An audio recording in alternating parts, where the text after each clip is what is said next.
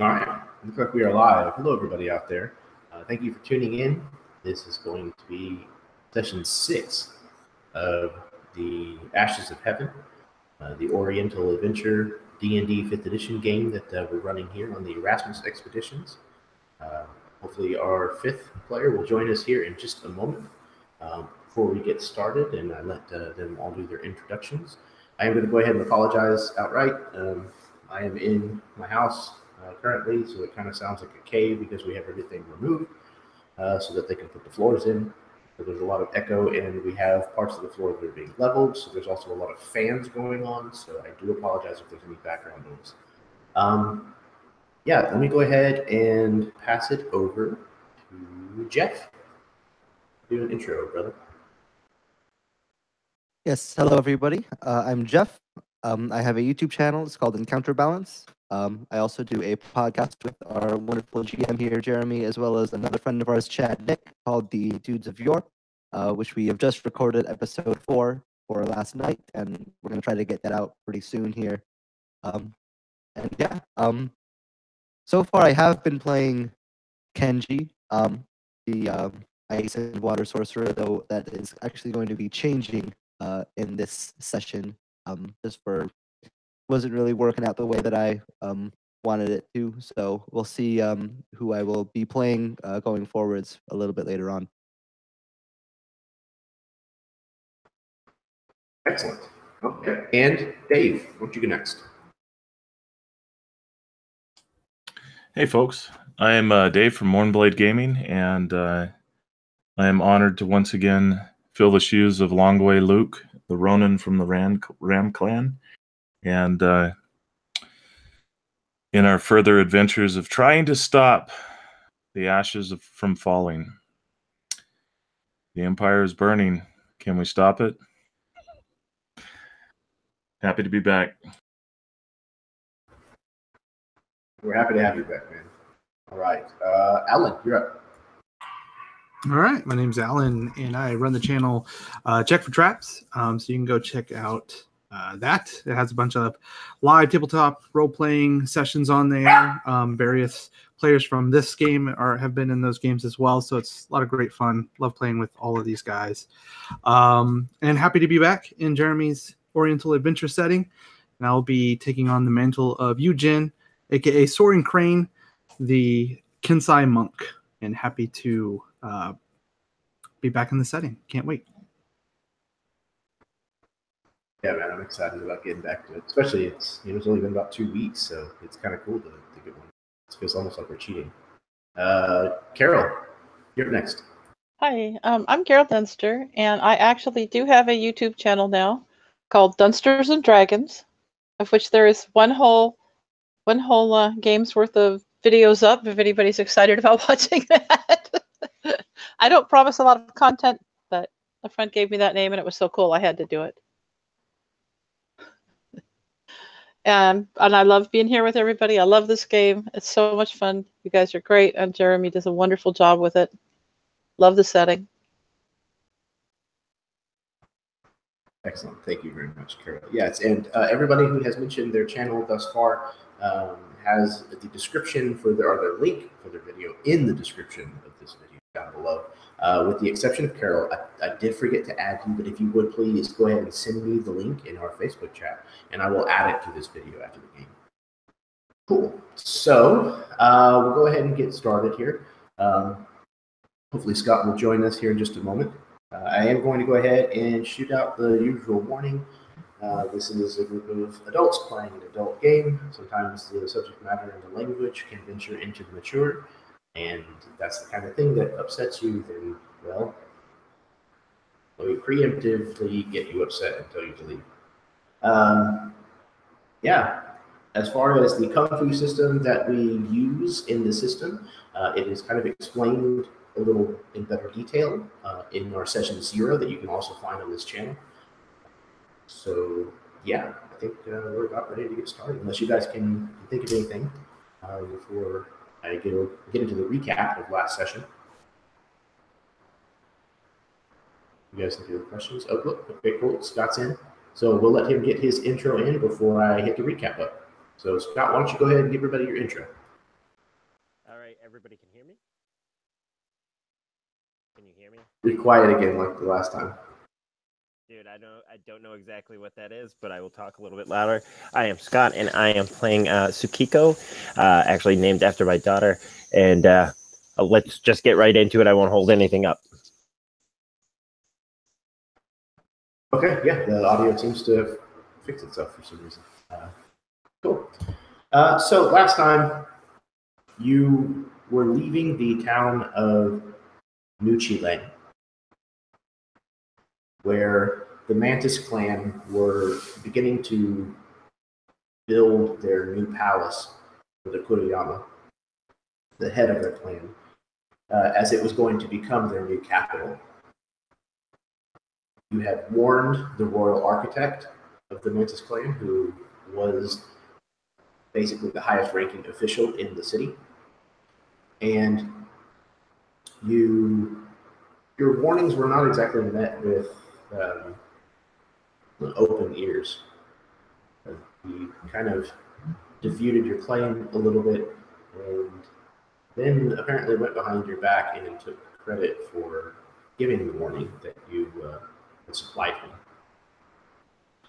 And when the town was attacked by the burning refugees, conveniently, this same royal architect slipped away in the middle of the night, telling people that he was going to warn the Kuroyama about what had happened in Nuchi Lane, when in fact he headed in the complete opposite direction where the Kuroyama was located.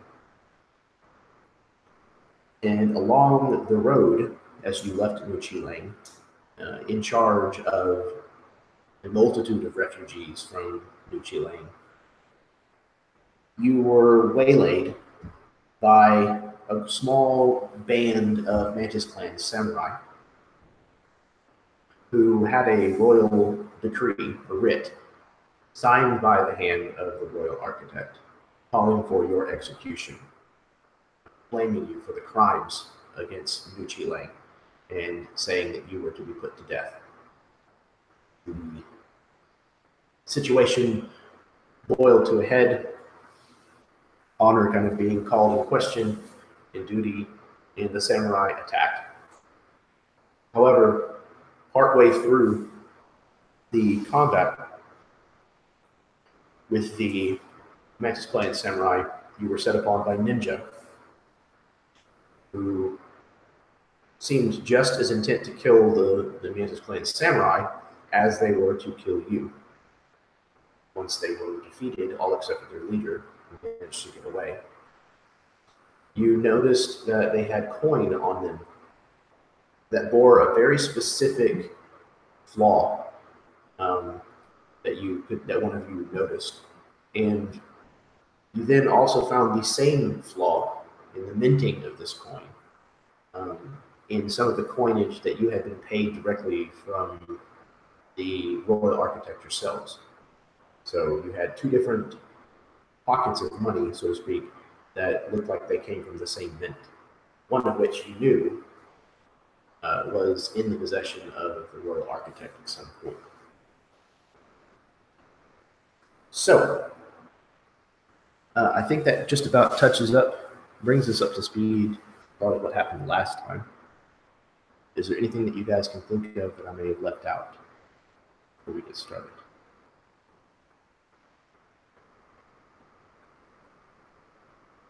Cool. All right. Here we go.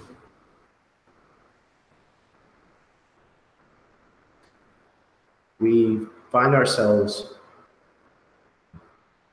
back in this hallway, this palatial stretch of worn, well-maintained wooden planks that form the floor. In this mural that we have become increasingly more familiar with, stretches out along one wall, depicting scene after scene of a history, some of which has been recently written here in the story that we've been telling, some of which has yet to happen. The watercolors from one scene somewhat effortlessly bleeding into the next, as it tells the tale that we're now recounting. We come to the place in the mural that depicts what I've just described. The road between Nuchi Lane and Tokishu is covered with snow, as it is still the dead of winter. And it's a depressing scene. This black snow is mixed with the normal white. As you know, parts to the north are already burning from the torches of the Jakoshan raiders. Parts of the Dragon Clan lands, and perhaps those of Mantis Clan lands as well now. As we pull into the painting, the drawings begin to move with life. Snowflakes begin to flurry, fall. The leaves of the forest start to slowly sway, though they are coated with white and ice. And we see a huddled group of people making their way south towards the river village of Tokishu, most of which are Mantis Clan refugees dressed in greens. And amongst them, these 5 individuals are heroes. As you have been on this road for several days, probably close to a week or more at this point, and it's been several days since you made your arrangement with the Mantis Clan Samurai. What are your characters up to?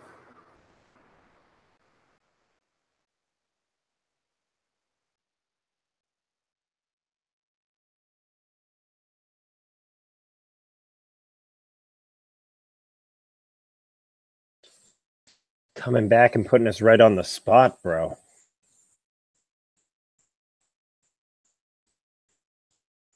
I would think passing the time trudging through the snow just to kind of occupy himself. If routines and forms, the fluidity of motion doesn't have to range across the entire battlefield. Once you know your style, you can flow straight line if you need to and still continue the movement instead of moving all around the battlefield. So you'd be doing practice steps through the snow, using it almost like a training drill to strengthen his legs as he half moon steps to, keep tabs of where the terrain is on his toes as he slides through. Just every now and then, always keeping up to pace and working out a little bit. And it also keeps you warm too.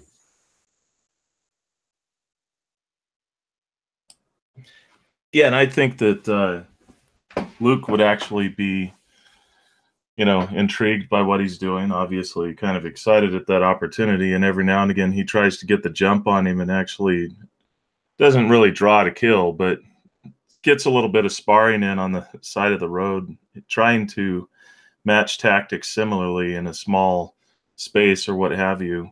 And, and then probably after a little bit of a match that goes on for, maybe up to 10 minutes is probably our record, but but yeah, we just every now and again it kind of breaks out, and just in passing the time, keeping warm.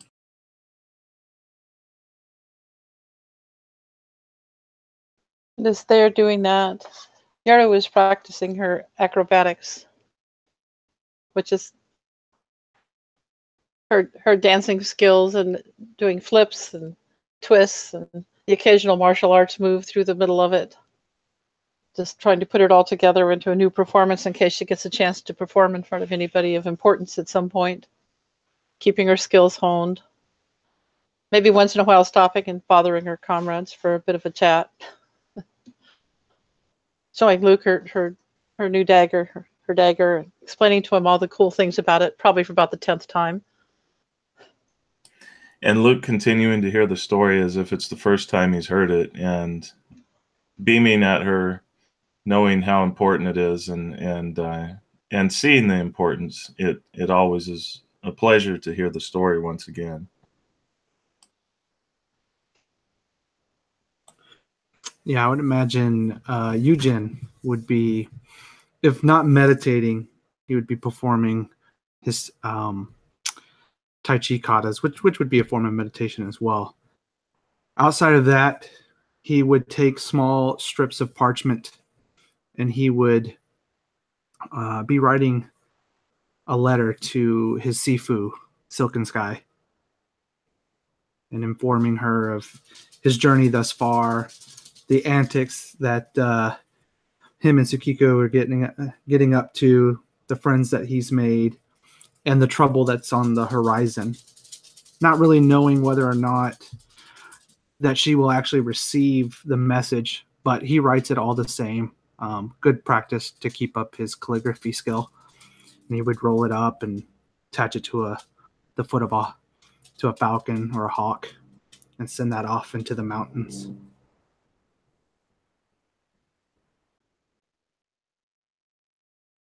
And excuse me. I imagine that Kenji at this point is probably a lot more pensive than the others, would probably be the word for it. He's kind of like trudging through the snow, almost not even bothering to pick up his feet half the time, just kicking ash and ice up around him. He's kind of lost in thought.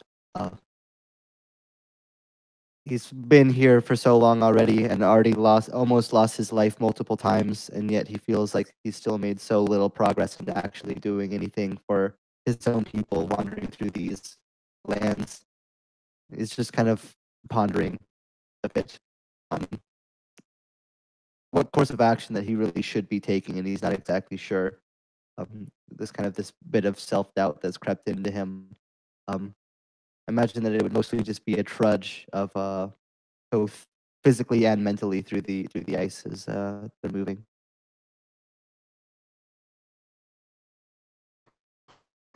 You've journeyed on some time, coming mostly down from the mountains. These steep, almost finger-like rises that are covered with greenery and vegetation, though it is under a blanket of this black and white mix. The Mantis Clan is a land of waterfalls, though some of them are frozen on the surface. You've started to see them thawed out in things as you go further and further south, knowing that the water is still flowing into them. And you have come to where the land is a little flatter, and your path has actually crossed the river once or twice. Luckily, you're on foot. There's no umaji, which are the riding birds that people use here for mounts. There are no wagons or carts that anybody managed to get away with. So crossing the river is a little easier, though it is still treacherous. When you've come back across at some point to another river crossing, you've basically kind of come over a rise in the land, and you can see the river down beneath you.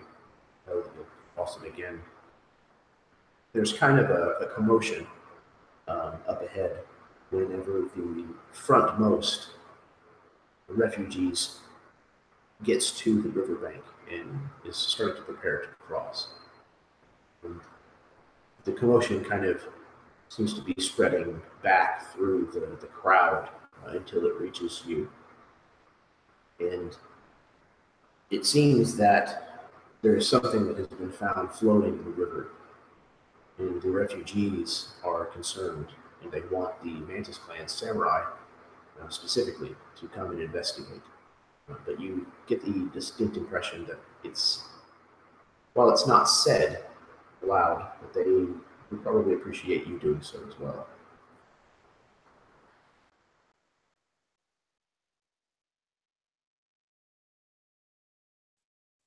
Getting the gist of what's going on, Suki would definitely kind of that lazy, like, kind of roll of the shoulders and eyes as he kind of looks back at Jin, like, this is gonna happen again, isn't it? And kind of like motions his head, like, let's go.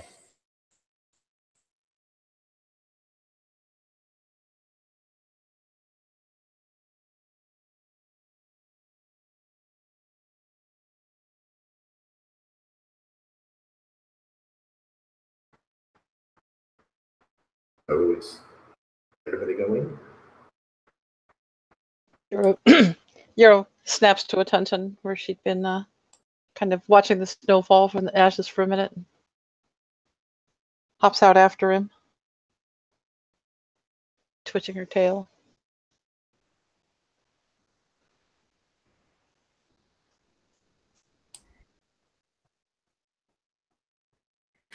Yeah, and similarly, Luke is waiting because he is allowing his companions to go first and deferring to them, and also choosing to take up the rear just in case.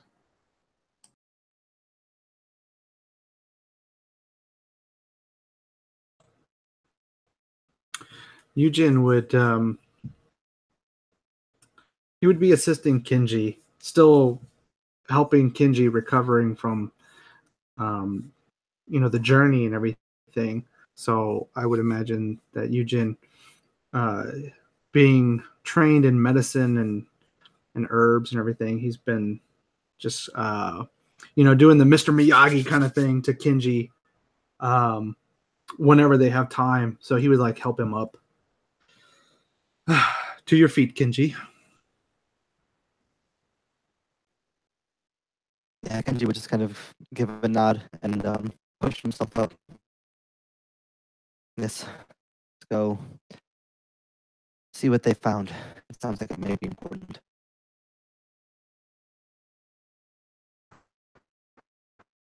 As the five of you kind of make your way through the knot of refugees that is kind of built up along this one side of the river, nobody seemingly having crossed yet, you can see that the riverbanks are still somewhat frozen, maybe about a foot out or so, but the river between that is flowing freely. And one of the refugees has basically stopped this floating object with a stick, has it kind of pinned up against the closest bank here. And you notice that it's a wicker basket, or a reed basket.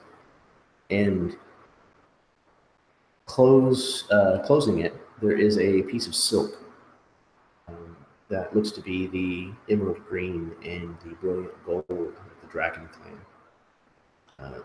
The snow, white and black, has settled along the top of this basket as well.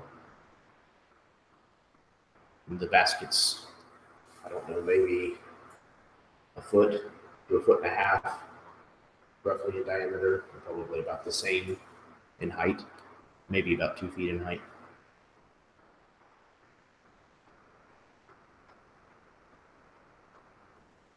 Seeing the colors on the basket, Kenji would immediately kind of take a couple quick steps forward, going into a light jog so that he can reach up next to it.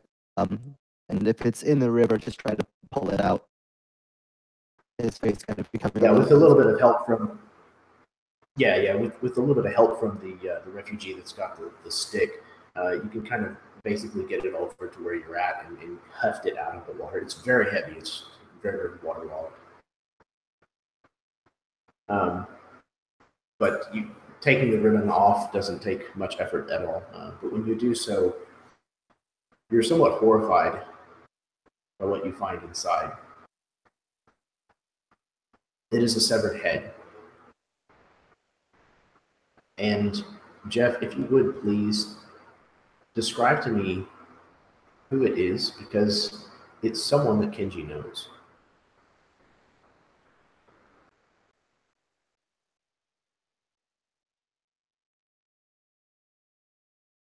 I think it's like the worst possible scenario for Kenji. He opens the basket and he sees this head, and he just immediately collapses down onto his knees, descending snow and ice scattering. As he looks in the basket, seeing this head, the head of his adopted father, the one who took him into the Dragon Clan when he had come to them in need.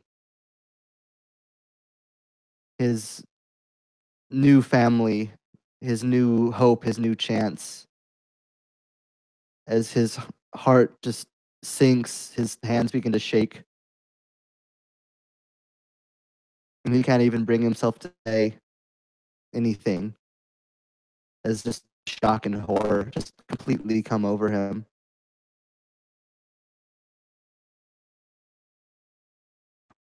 The nearby refugees are kind of murmuring amongst themselves, trying to figure out exactly why it has shocked you so, though they seem to be disgusted and shocked themselves. I would imagine that Luke has been watching from somewhat of a distance and not really one to deal with emotion. He more just begins walking up and just sort of, not a word, just sort of pushing people back and just telling them, and actually saying maybe, go on, move along, give him some space. And I call out to Yoru. Okay. And I call out to Yoru and I just look to her and I'm like, you could probably see it in his face. He doesn't know what to do.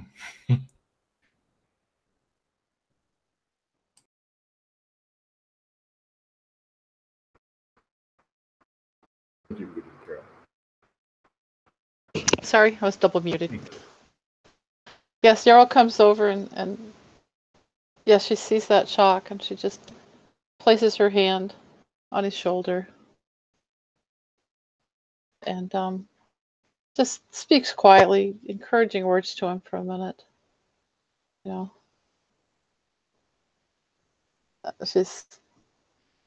yes, it will be all right. Well, who is it?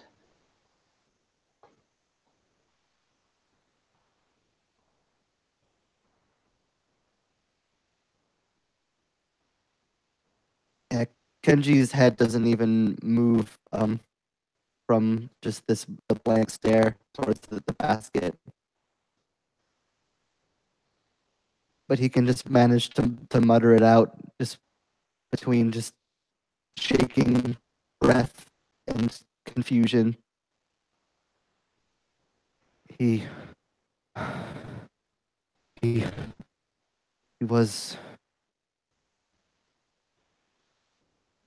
my father in a way.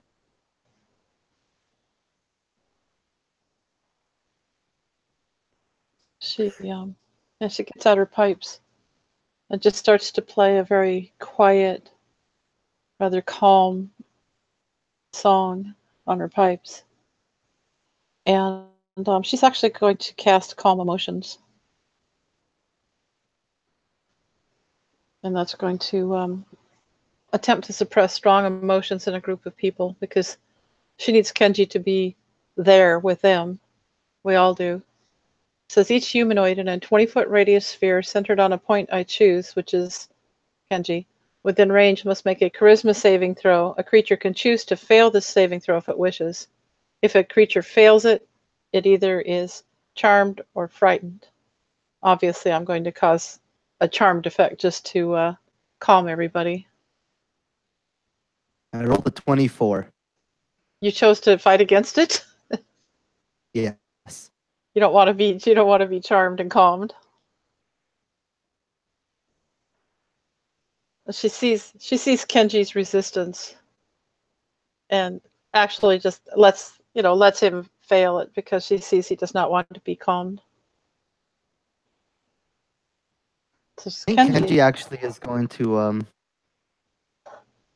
turn and give Yoru a sharp. I'm sorry, Kenji. I just thought it would be easier for you if it was you were calmed a little. Took a little rest in this. I know it's hard.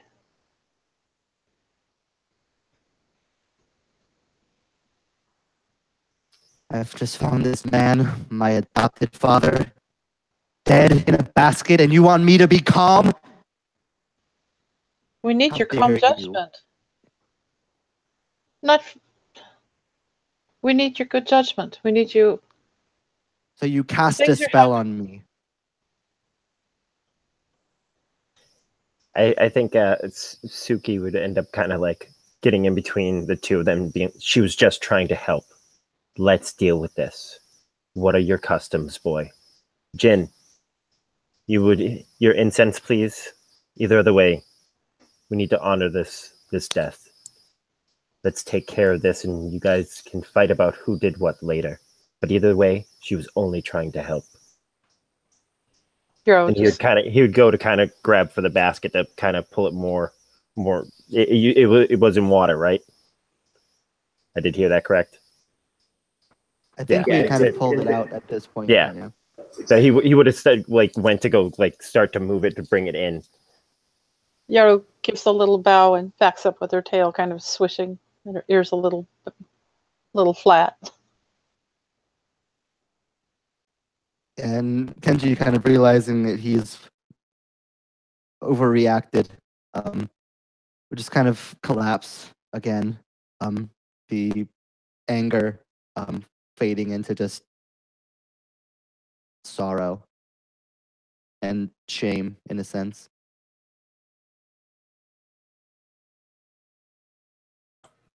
Yeah, Jin would motion down to the basket, and he would just take a hand and wipe it over the face, closing the eyes and pulling back the silken cloth over the head.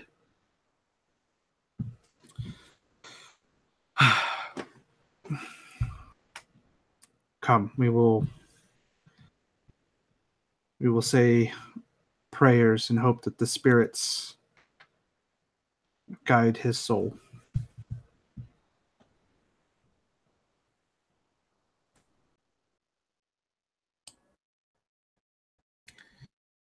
And uncharacteristically, Luke, because he's feeling compelled, he comes over and he touches him on the shoulder, and when I lost my father,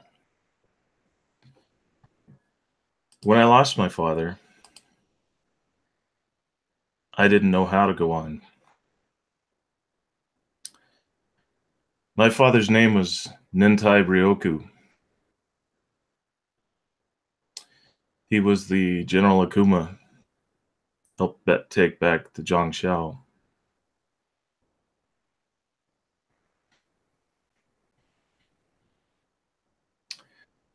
The best thing I can say, my friend, is take your first step on that 1,000-mile walk.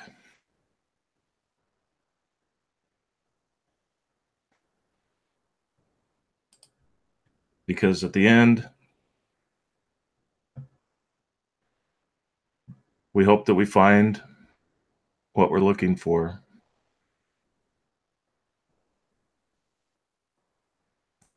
And he just kind of purses his lips and turns to walk away because he doesn't know if he helped. He's not an emotional kind of guy, so.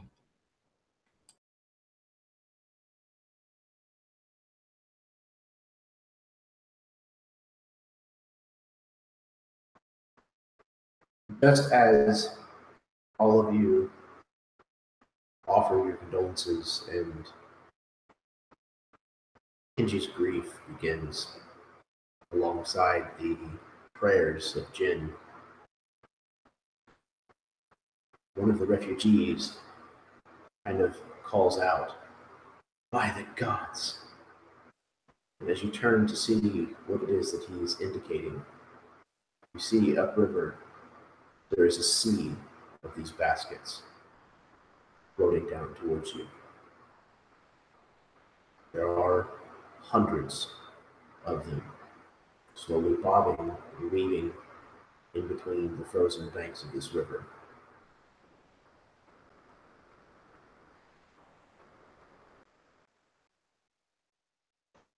Now, is this coming from the place we're going to, or the place we're coming from? No, it is, the river is traveling southward, which is the direction that you were headed in. So they're coming from behind us. That's correct.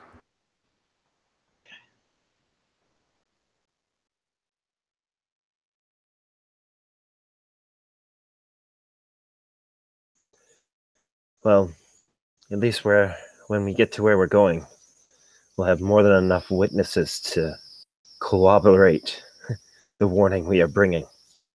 At least this time. I'd rather wish we didn't. There's nothing really we can do for them either, is there?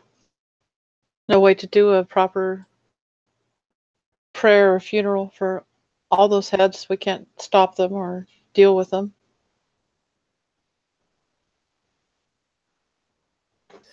No, but we can this one. Oh, yes, of course.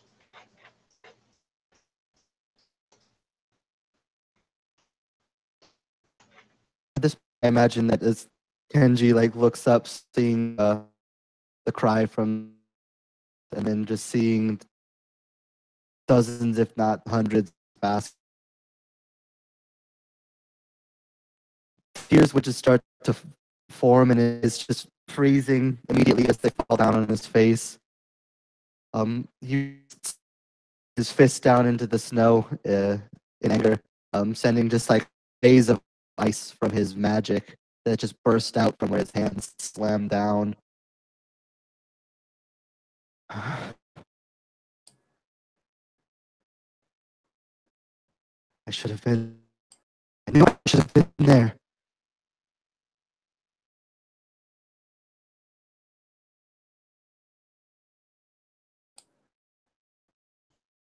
Luke takes out his spear and begins trying to pull the baskets to shore.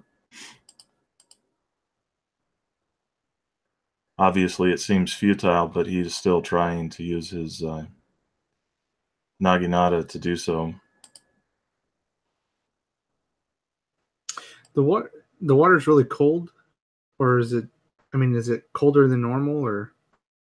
It is as cold as one would expect it to be in the winter. It is rather chilly, yes.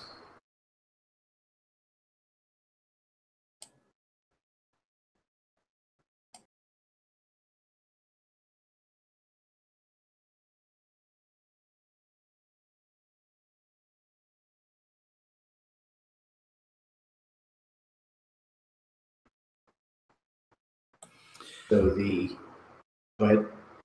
Oh, I was gonna say, so Jin looks at Kenji and he motions towards the phoenix belt around his waist. Perhaps you can use this to send a cleansing flame across the river.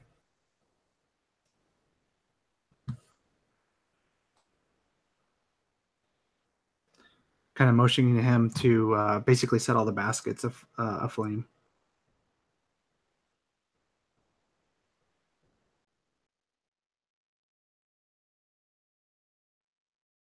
Kenji's head would kind down towards this this large belt around his waist,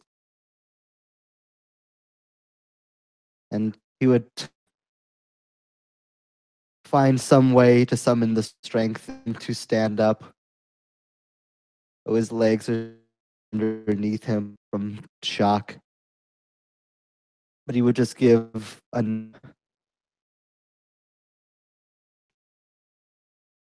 yank at one of the gemstones in the belt, hurling it up into the air before it roars out into the form phoenix. And with magical flaming form of this bird kind of comes down across the river, just sending jets of fire across all the baskets, hoping to give it some amount of proper end and closure to them.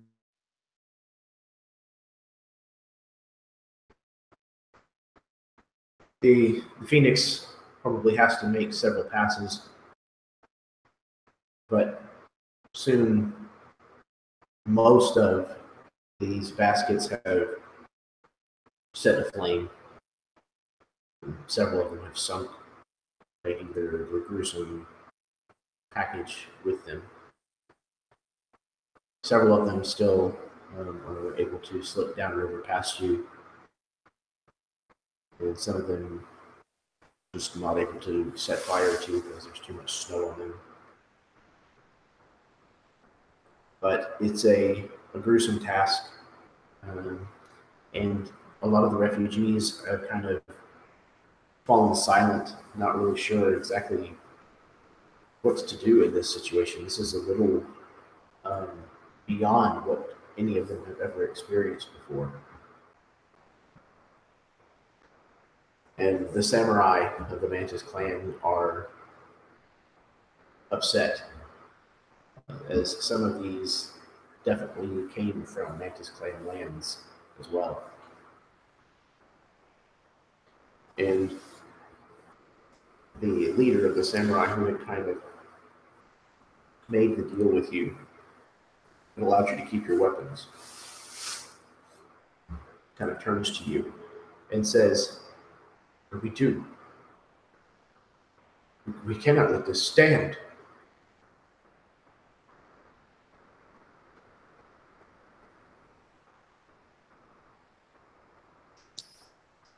Suki would get up from probably no one even really noticed, but Suki would have been down on his knees and he would have been he tapped his forehead 3 times to the ground, like honoring all these people. He's not very spiritual, but for some reason this kind of touches him a little. Like this is a little absurd.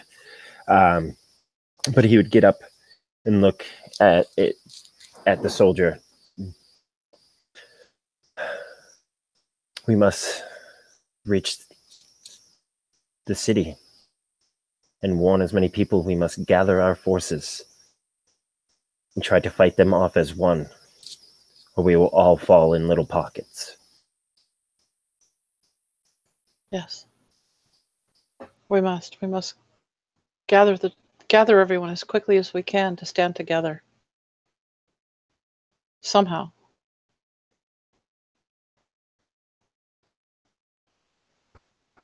This was these Northmen you were talking about, wasn't it? It's them who've done this.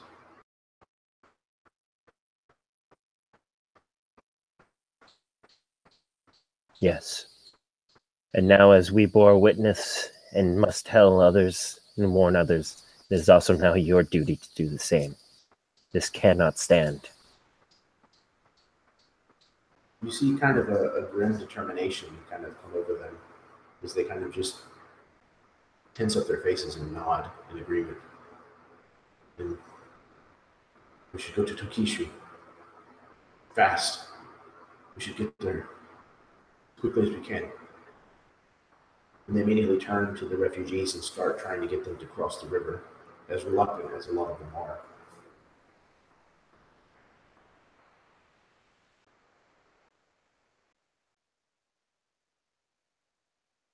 Kenji is going to turn to the others and, with a quick motion, undo the clasp of the belt, kind of pulling it off in one hand. He just kind of looks at them. His face is just completely lorn at this point. He just says, "I'm sorry. I can't go with you."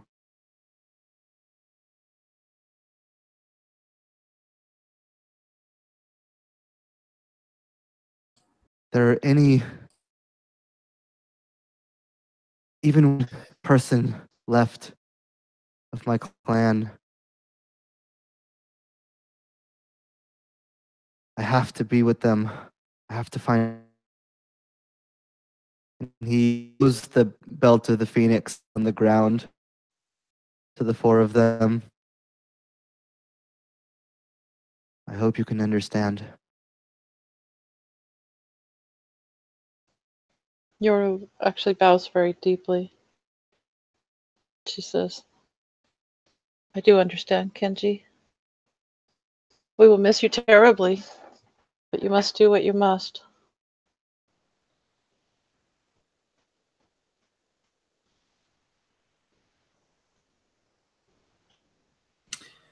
Jin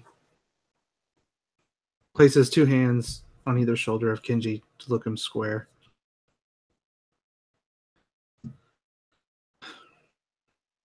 I know our paths must part for now. Like the coursing river, it may stray into different streams, but they all lead to a central source. And we will find each other again. Yeah, and Kenji would kind of nod. There is any hope, any remaining survivors, I'll bring them south. We'll join as one. As you say, now is the time to stand together, all of us. But we need to get them here first.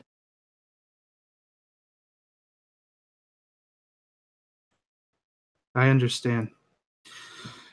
And he reaches into his little shoulder pouch bag, whatever you want to call it, satchel, and he just takes out a small herbal ointment little canister.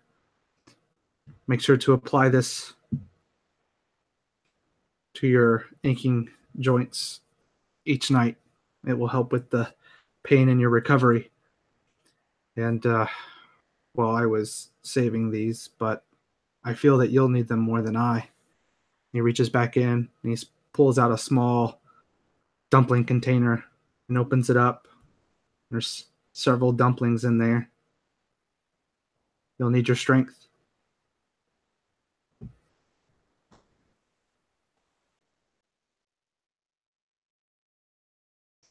Walking I up think on the this- moment, Suki would be like, he's breaking into the hidden stash for you. He must really like you.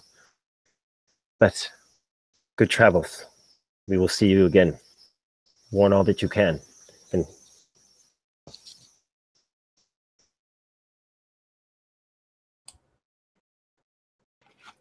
And Luke also steps up and he says, "We've not always seen eye to eye, and you've been more of a conscience to me at times.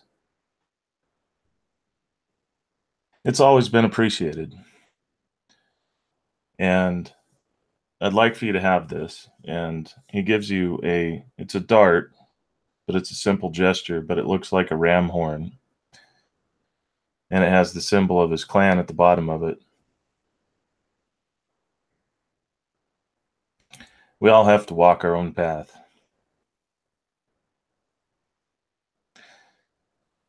Get beyond the love and grief and exist for the good of man.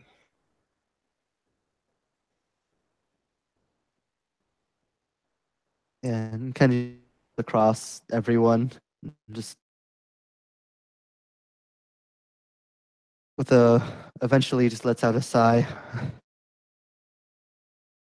You are all too kind. Continue on. Do your part in the coming battles as well. Thank you for your generosity. And for your friendship. You would accept the gifts graciously. Give a low bow. And then turn to face upriver, where the baskets had come from, towards his own lands and his people. He would stop for just one moment to turn back to everybody to give a nod of determination before he begins. Seeing that, Yoro would bow again and wave. Luke would bow as well.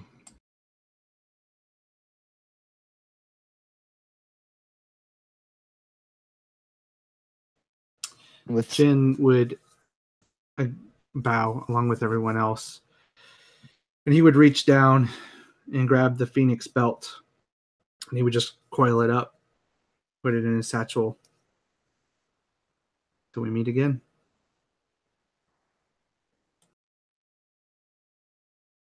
And I imagine Kenji would kind of turn away, part to begin his steps and partially to hide the further ice bed of tears of so many mixed emotions moving on his face, freezing in patches and ice to his skin. Before he would take as Luke so the first of 1,000 steps, both on his path, understanding and recovery, and also home to his people.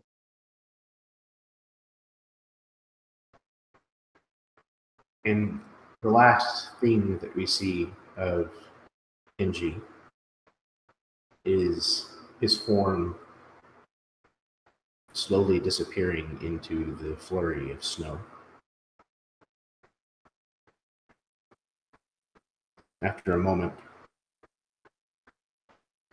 your group presses on, finally crossing the river, leaving it behind you.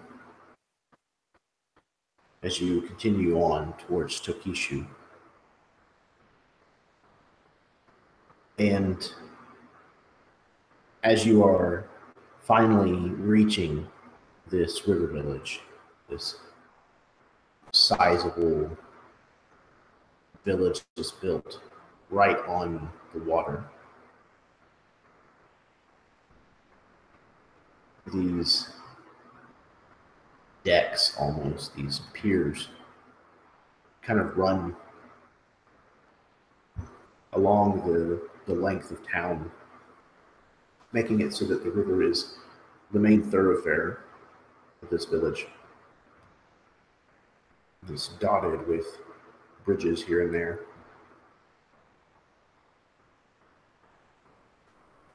The size of the town it's considerable. It stretches on for some time. And the population is decent sized.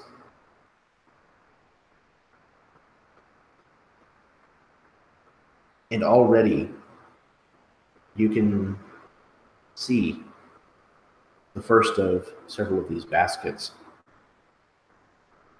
are starting to kind of drift into the waters that are being fished here immediately in town.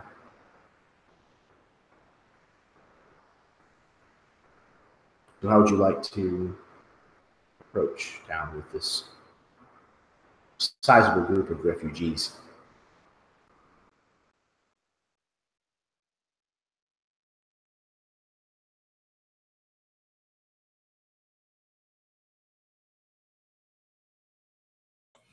Are we not being escorted by the Mantis Samurai?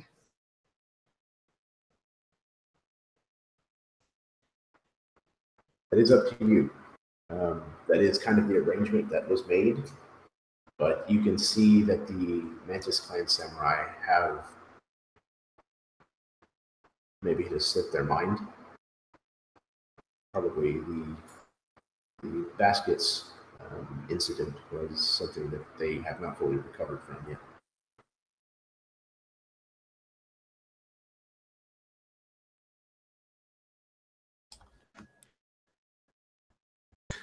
I guess that was the agreement. We hand over our weapons. That is what was discussed before. Well,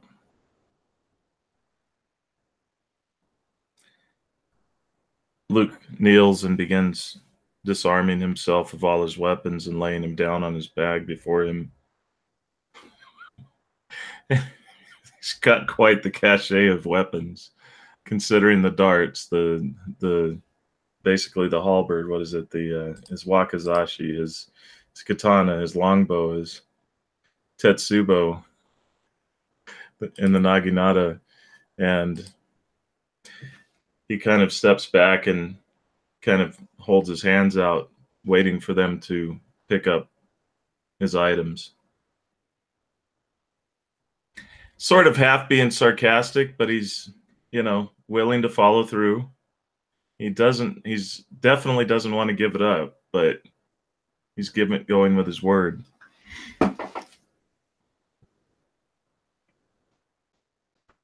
And If at first, sorry, go ahead.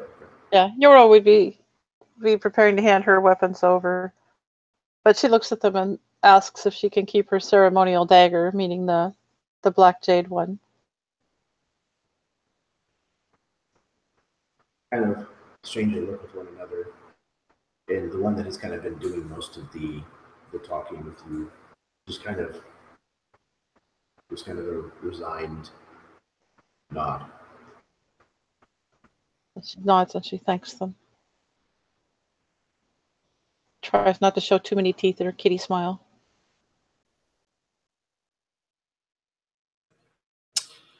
Yeah, Jin would unsling the sword off of his back, and the tassel on the hilt has this little black and white swirling orb, which he undoes the tassel and he kind of just wraps that around his wrist, so he keeps that with him. And he hands over the sword to the samurai and go, "Do know that this is simply a tool."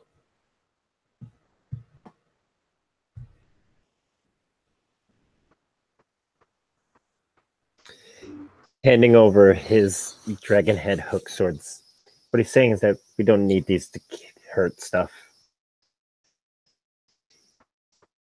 Yes, we remember.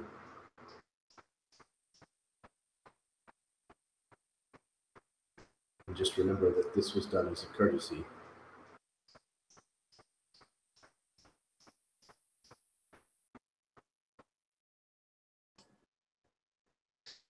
Luke will bow to him.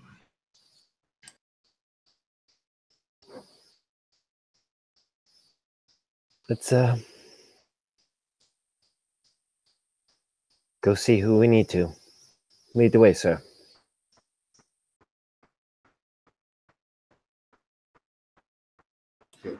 I don't suppose, I mean, it was a pretty long journey. I don't suppose we could stop for food first.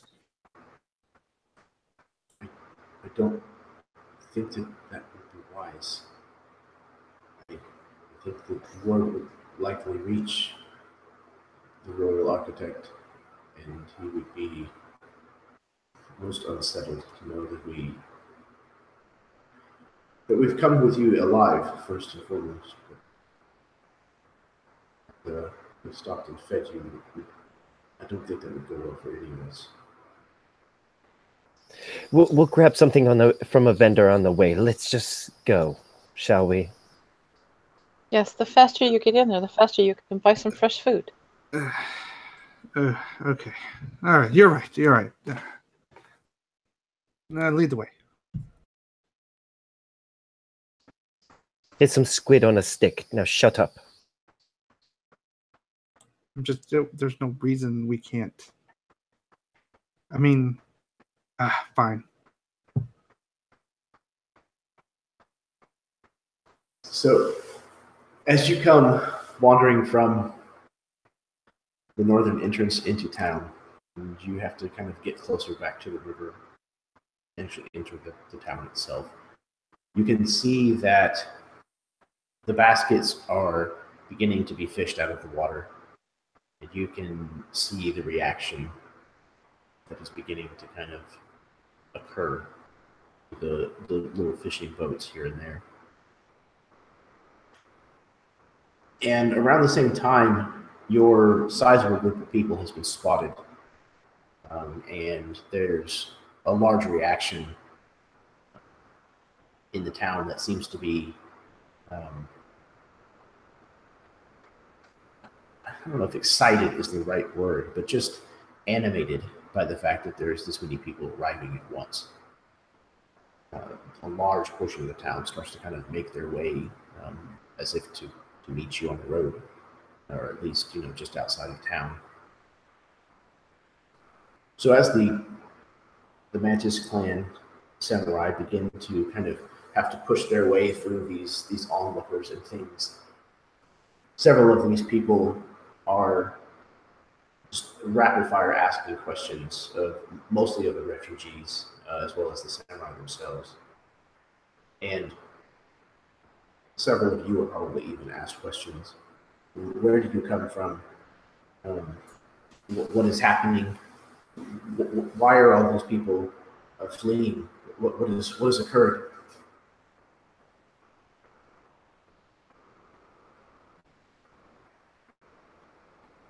They seem desperate for news. Yoro speaks in her trained voice carries, I think, rather well. And she says, "Have you not been told? The barbarians are coming."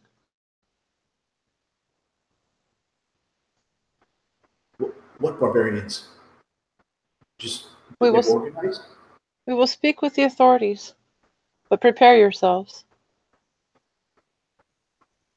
Do the refugees come as part of the baskets? What are the baskets? We will speak with the authorities, and then you will be given information. Go home, calm yourselves. Calm yourselves and get prepared.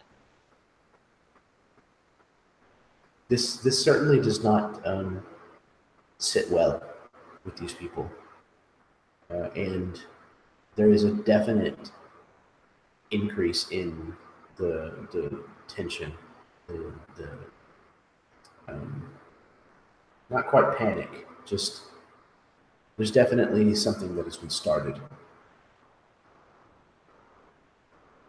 You head into the town and make your way down these narrow boarded walkways, and soon you are met with additional Mantis samurai who kind of will step forward seeing you approach, and one of them kind of confusedly looks to the one that has come with you.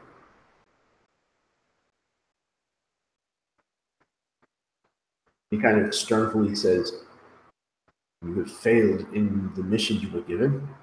You bring these criminals here?" The other one kind of bows very low. "I was bidden to save their lives, to spare them for a hearing. They wish to question the honor of the Royal Architect." And he kind of like looks back. He actually pulls his hand back and draws it across the man's face in a backhand. You allowed them to come here and question the honor of your lord? And you are asking for me to report this news.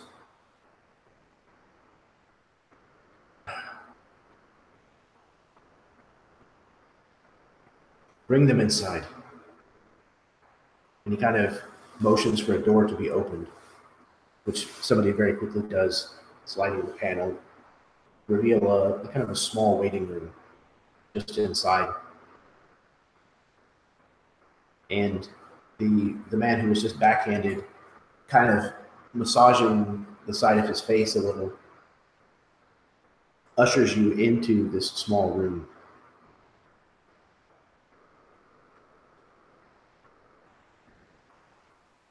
So you are left there for a moment, but you get the distinct impression that you are probably not with privacy, though the only ones in the room with you are the Mantis Samurai that have traveled with you here.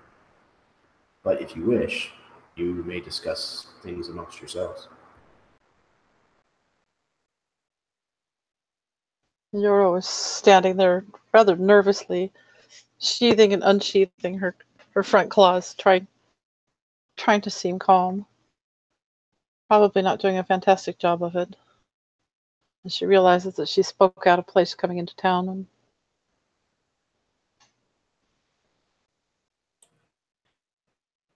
Remain calm.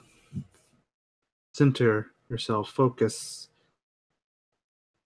To show unease will only bring in more questions in this type of situation.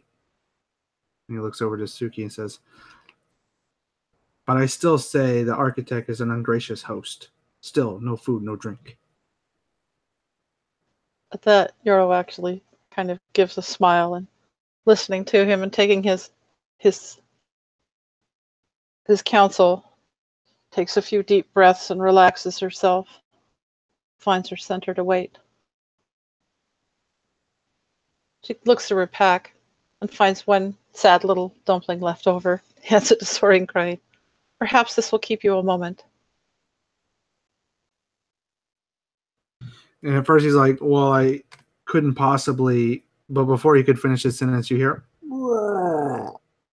maybe just a bite.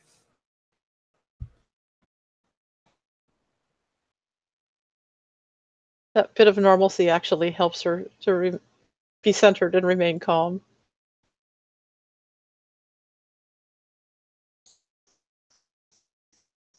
Suki would eventually end up over by the guards, thinking more tactically of, getting more information. And since they traveled with these guys, pretty much helped save their lives while fighting against them at a moment, there'd probably be at least some rapport there. So what are we expecting when we are called out of this room? Not only your master, but what do you know about the architect and his relationship?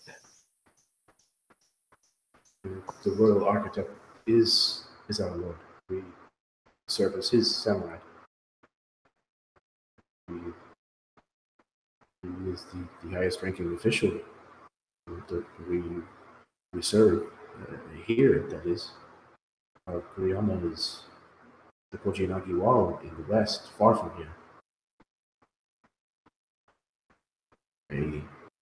I do not know what we are expecting, what fate lies for you or for us, and he kind of looks to his other two companions.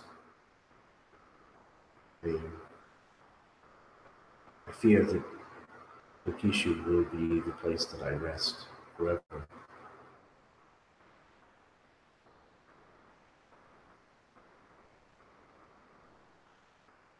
Suki, were we not? This is nothing compared to the discipline of Master Wu.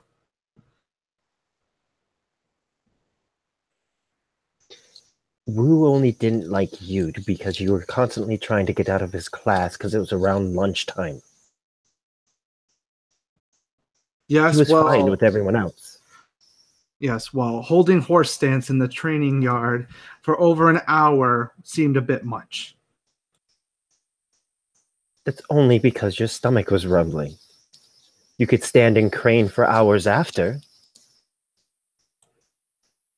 Yes, well, I still say Master Wu was a bit harsh. Oh, boo-hoo-hoo. Suki, he could go hours without food? Not without either his mouth or his stomach grumbling. Yeah, usually the mouth, I think. Luke has dropped down into a kneeling stance, and he's meditating because he had listened to what Soaring Crane had said, and it made sense because his eyes were slitted and he was clenching and unclenching his fists, and he kept reaching for his swords that weren't there. And when I guess we're still being watched over like by a guard. Is what you were saying. Not see any. You do not see any, but you know that they're probably not far, at least outside the door. And the walls are literally paper thin. Okay, I thought one of them was there with us. The three Mantis Clan that you traveled with are in the room with you, but that's it. It's just you and the three of them. Okay, so the one that had said something about how lofty and important the architect was, and that I just, without opening my eyes, I just respond to him rather just straightforward that you may abandon your own body, but you must preserve your honor. And then I just open my eyes and look at him just blankly before I just recenter myself and go back to what I was doing.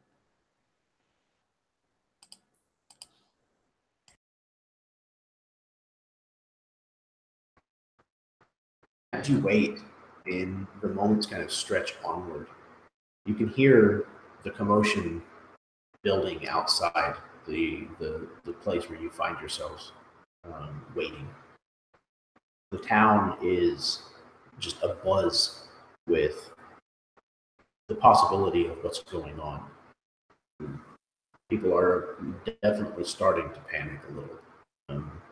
Finding a cadre of floating heads in baskets, some of which have been severely burned, doesn't really sit well with the common folk. Several of them are complaining that the fish will never be good here again, that many of them can't live near this kind of a tainted land, that the land itself and the land spirits are going to not stand for this, and all kinds of speculations about what could possibly have caused it, who could have done it, what's going to be done about it, and things of that nature. And finally, you are sent for. A representative of not the Mantis Clan, like you were probably expecting. This person wears the purples and reds and blacks of the Scorpion Clan. The Scorpion Clan is whose lands Tokishu actually sits in, though it is much to the south of their holdings. This individual kind of looks you all over and bows and says, "You should bathe. Kuroyama wishes to see you."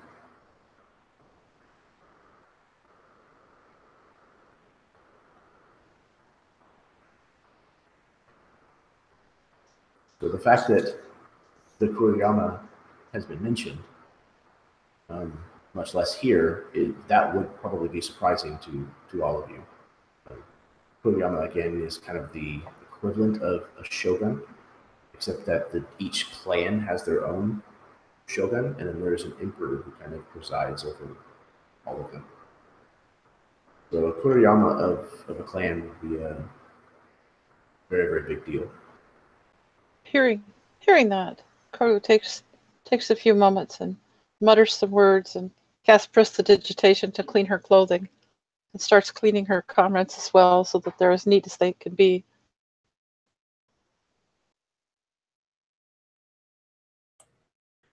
Let us pray to the spirits. The Kuroyama is a more gracious host.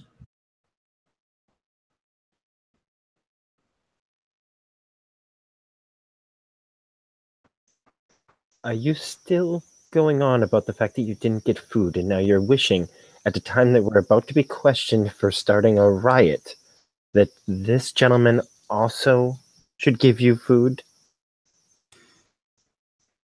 Being that it may in fact be our last meal, Suki, I would expect at least manners. Soaring Crane, you'd better have some manners of your own and not be acting like a pig in front of... I eat with grace, thank you. She glares at him. Uh-huh. And then she gets back to thinking, what will they say? What, how's this going to turn out? And then she takes another deep breath. Remember Soaring Crane's advice. Stay calm, stay centered.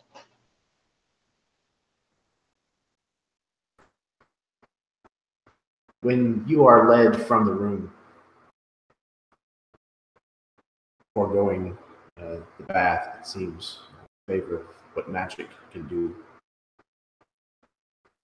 The Mantis Clan samurai that you have traveled here with are led away from you, taken to a different place within this compound. And you are brought to a small but moderately decorated room, especially for a fishing village. But it is kind of in the bottom of what looks to be the largest place here in Tokishu. And you see the Mon flags flying proudly outside of this building. Once again, the colors and the symbology denoting the Scorpion clan. So it would appear, though it is surprising perhaps to most of you, that the Scorpion Kuroyama is here in Tokishu and has been the one who was sent for you.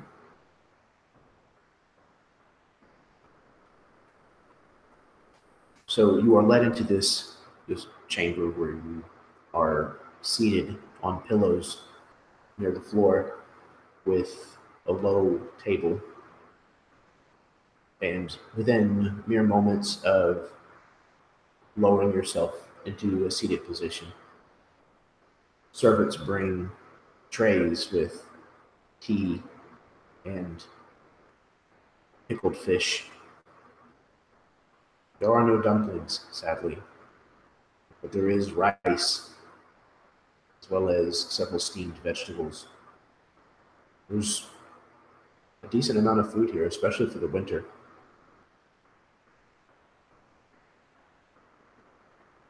But you're left kind of in peace for a moment to eat and drink, you would see. Holding a cup of warm tea up, inhaling the smell of it. Most gracious host. And he bows and sips his tea.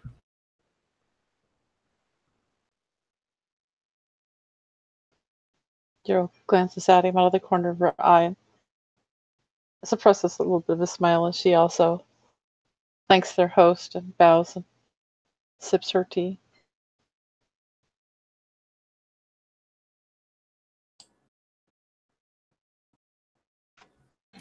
Luke doesn't say anything, but he bows respectfully and sits down, wondering to himself if we're being poisoned, considering it is the Scorpion clan.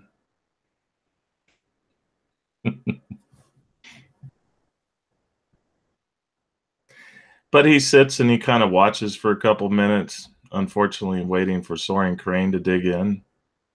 and see the signs of. He's the guinea pig. If Mikey can eat it. Hey, Yeah, we have a- I would we have a imagine. I bard. imagine he already has like some pickled fish in his mouth, and he just looks over at you, and you're looking over at him, like waiting for him to drop dead, and he's all like, "What?" Luke's just thankful we have a bard. He's seen her do miraculous things, so he's not necessarily worried. He'll feel some pain if he is poisoned, but Yeah, he would sit there, he go, slurp down the fish. He goes, "Oh, right. Well, I mean, if it is poison, I have antitoxin in my system." She goes, I'm sure our most gracious host would not be poisoning us, as she surreptitiously uses her cat senses to give a good sniff of her food before she starts to eat. now I've got everyone curious and cautious. My good word, Jin. If we could only teach you how to attack someone with that stomach, we would be invincible. Oh, I am. If we should we have to fight, I'm good now. I wouldn't want you to stagger at all. Well, even if he overrate, isn't he? He's trained enough that he can fight from his back, right? Kicking and with his belly all full. This just reminds me of Master Zhao. On several occasions, we would all eat, and then he'd put us through rigorous training. Usually, a good 45 minutes into it, Jin was throwing up, and also pulling food out of his pack after. But it was to strengthen our stomach, to be able to work on a full stomach and not be lethargic. Jin was never lethargic at anything, especially when it came to food. Sounds like he loved and hated it at the same time.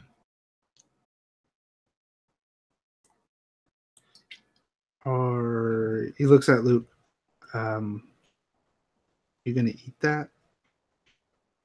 He almost reaches over with the chopsticks like he's about to stab you with them as you're reaching over to his plate. I got this. Thank you for asking, though. Well, I wouldn't. I mean, maybe I should check it for poison. Maybe they just poisoned yours. I have a stronger constitution. I mean, I was trained to have a stronger constitution. Wouldn't want you to fall ill. That's a good point. And he tears it in half, and he gives him half of his portion.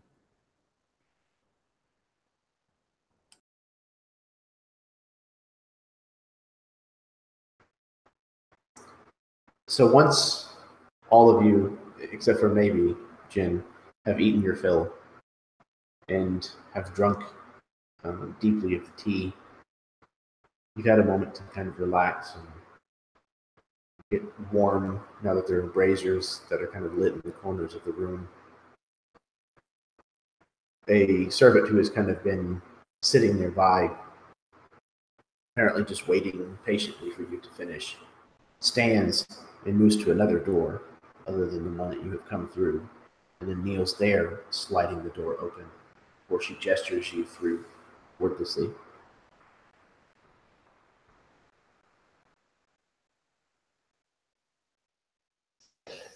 Now that they fattened us up, we're on to the killing room. Is that what's happening? Oh, hush, Suki. Oh, that wasn't in character. that was just a statement.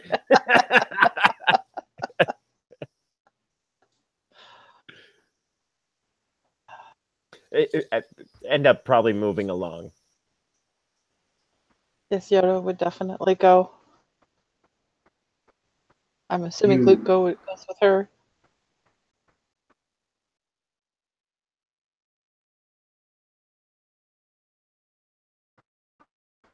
So you are kind of ushered through a few passages in this place before you find yourself in an open courtyard.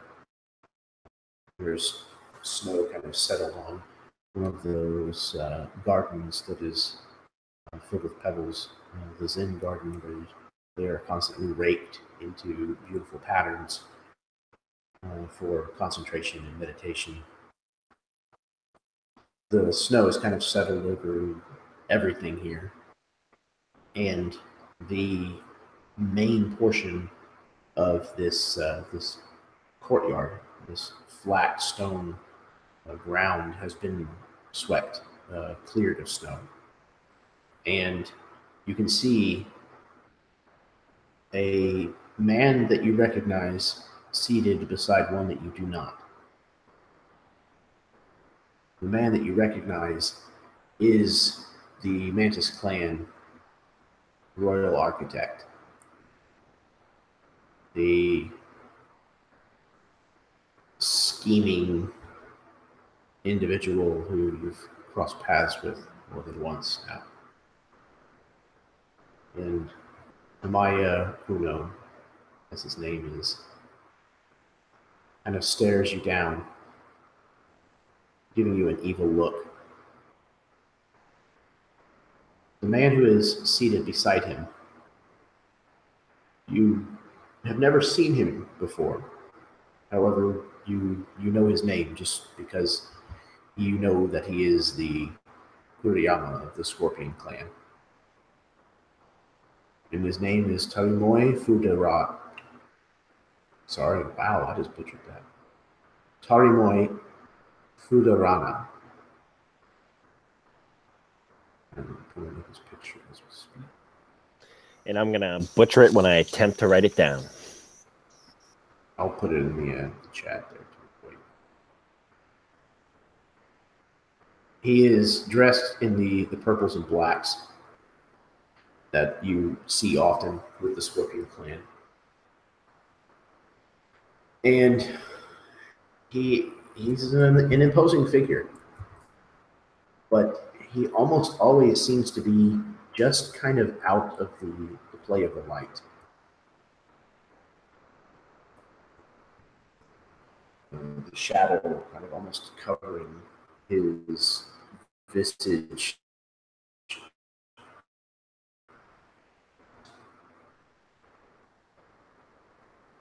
And the two of them are kind of flanked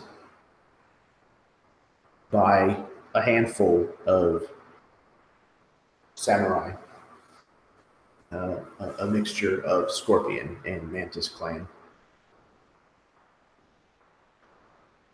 And you can see off to the right-hand side from where they are seated, there is a collection of kneeling pillows. 5 of them, or 4 of them, to be precise.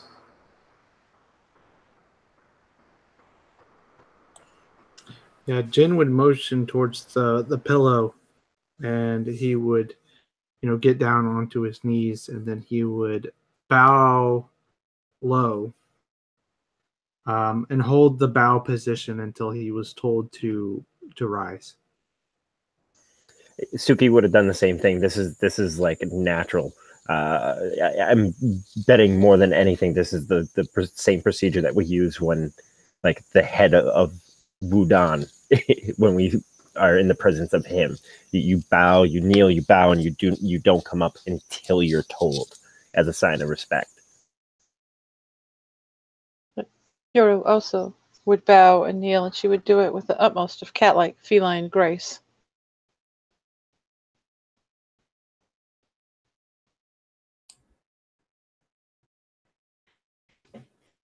And Luke does a reverent bow, but he doesn't kneel when he does it. And he waits for the response.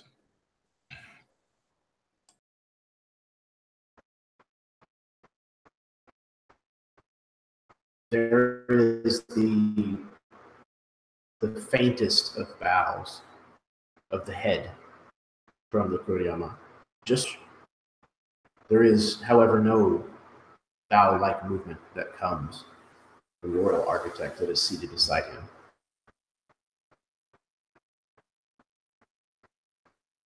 Looking out into the center, You are kind of seated off to the right. Out directly in front of the Kuroyama, there are 3 small tables, each of which holds a ceremonial dagger.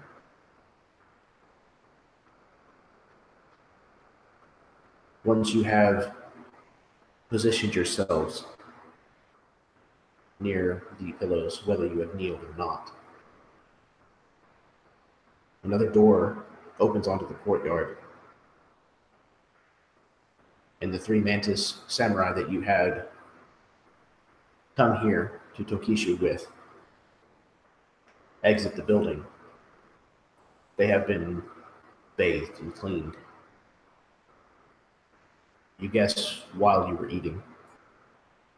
And they are dressed in fine silk kimonos of the color of the Mantis clan. They stride rather proudly, with their heads held high, to these small tables and kneel. 2 and a third Mantis Clan samurai come to stand beside them with their katanas drawn and held low, the blades having been recently washed with water. The 3 men, in almost synchronization, open their kimonos wide and pull their upper bodies out from them, be bare-chested. They push their belts down low into their thighs to expose their bellies. They 3 bow down, putting their foreheads into their hands on the ground in front of them, or coming back up, reaching forward and grabbing these ceremonial daggers. There's a moment of silence before they each plunge these tontos into their abdomens and deliberately draw them across their gut. And one by one, they slump over forward with their chins resting on their chests before the other samurai step forward and remove the heads from their bodies with one fell swipe. And as the heads come to a stop on this stone floor, the Kuroyama of the Scorpion looks over his shoulder at the Royal Architect, whose eyes did not even do these men the honor of watching their seppuku, because his eyes have not left the 4 of you. When he catches the Kuroyama looking at him, he kind of reluctantly nods, as if to say, for the moment at least, he is placated. This is where we will go ahead and take a break. So, got about 5-10 minutes. Go ahead and go to the bathroom, refill your drinks, smoke them if you got them, kiss your spouse, etc. Do your taxes, whatever. Yeah, just hang tight, everybody else who's watching. We will be right back. We'll get to the latter half of what we've got planned for this evening. Thank you very much for tuning in, whether you're watching live tonight or whether you may be tuning in later on down the road. I do appreciate it very, very much. Yeah, stick around. We'll be right back.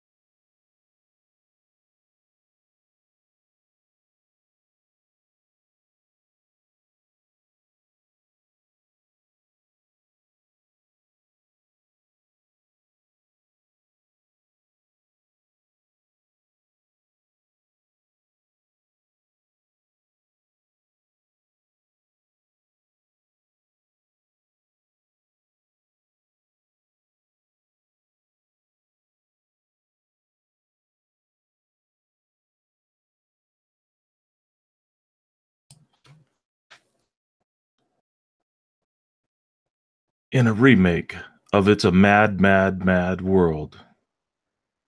See Soaring Crane as he attempts to find the last known dumpling on the face of the earth. Coming summer 2018.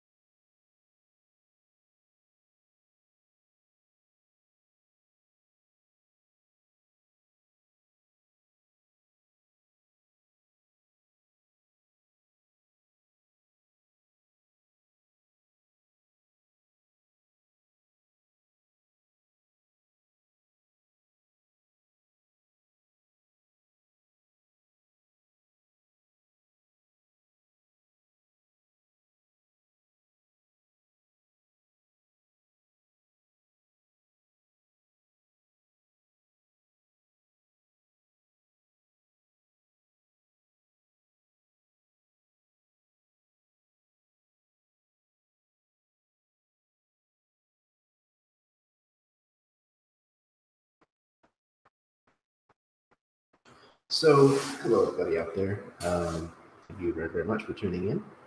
Whether you're tuning in live and watching the game as it's happening and unfolding, or whether you're watching somewhere down the road. These 5 players just, they get this setting. And it's a lot of fun to kind of watch them bring a lot of life to it and shape it in ways where they kind of make it their own. Fantastic players to play with. And, it's always fun to kind of throw them curveballs and see how they respond. So hopefully you guys are enjoying it so far. And hopefully you kind of dig what's yet to come. So excited to get to it.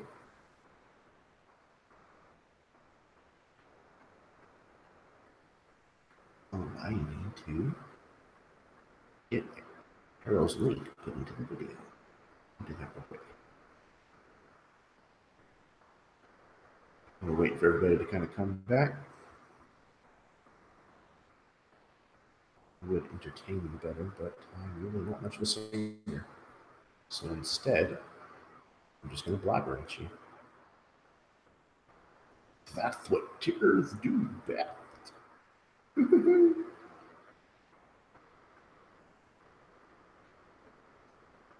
Terrible ticker impersonation. Well, I am no Chad Nick, that's for sure. Chad's a good friend of mine, it's okay. We give him shit. Fine.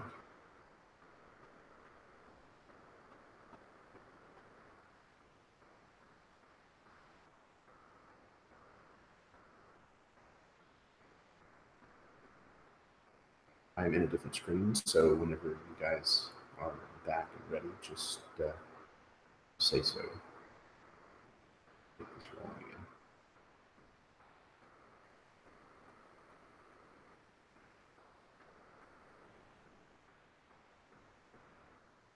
I think we might be waiting for Dave. I think everybody else is here. Okay. I think. Or did Scott get back? Sure. I sent it to Scott. Say anything, so. Oh, it's just Scott. Okay.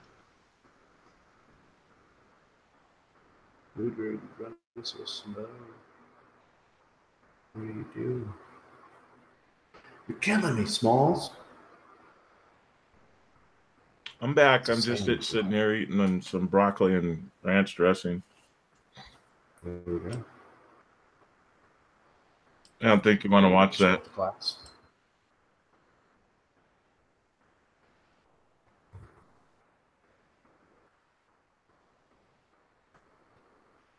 The name of your channel cracks me up, Carol. I just think it is too damn perfect. Yes, yes. When Steve Fillmore said that, I was like, okay, that's it. That's perfect. Yeah. There's no other name that my channel could be. I agree. And quite and perfectly. A lot of it is you. Go on. Sorry, go ahead. Oh, I was saying, well, you go. Okay, somebody better talk. A lot of it is cool is that the one game that I have the video up for is me running for my son and my grandson and Dave and another friend. So it has Dunsters all through it, all three generations of us.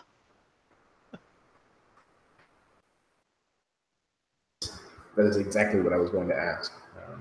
It was. I thought I heard you say that it was mostly you guys playing together as a family, it just makes the name even more apt. Yeah, I thought that was like the final bit of perfect there because we do play. Me, my husband, my son, his wife, my 3 grandkids, and our daughter. It's a big party. Pretty much everybody. We don't all play together at once, but most of us sometimes. That's cool, though. I really wish more of my family members really understood and got RPGs and were willing to play them. Well, yeah. I'm glad that they're willing. Some of them aren't as immersed as others, but they're certainly willing just to be with the family. Hey, that's awesome. I really do wish that I had talked my dad into playing it at least once while he was alive, just to kind of see if he would have understood it and gotten it. Right. He was a huge fan of Civil War history, very, very into that kind of stuff. So I would have loved to have run a Civil War game for him. I think he would have really enjoyed it. That would have been really cool. Yeah. I think we are all now back. Cool. Looks like it. See us. So, you have just witnessed this ritualistic suicide of the 3 men who spared your lives on the road to Tokishu. And the bodies are carefully removed, as well as their heads. And very quickly, someone begins cleaning the stone.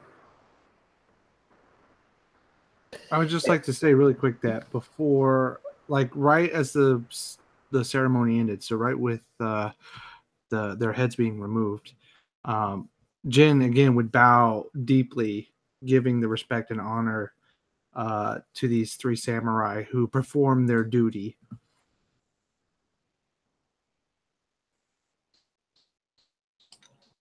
And I think Suki would at least speak up. Probably bowing the same way as Jin, and say, Your Honor, I hope you understand that in a time of need and despair, these men held their honor to you and their loyalty. The fact that we came here alive was by their honor as well. They serve you more loyal than, and he kind of looks around at the architect, than others.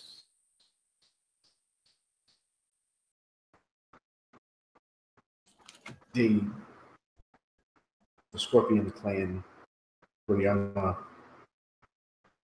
explains these deaths were not for me.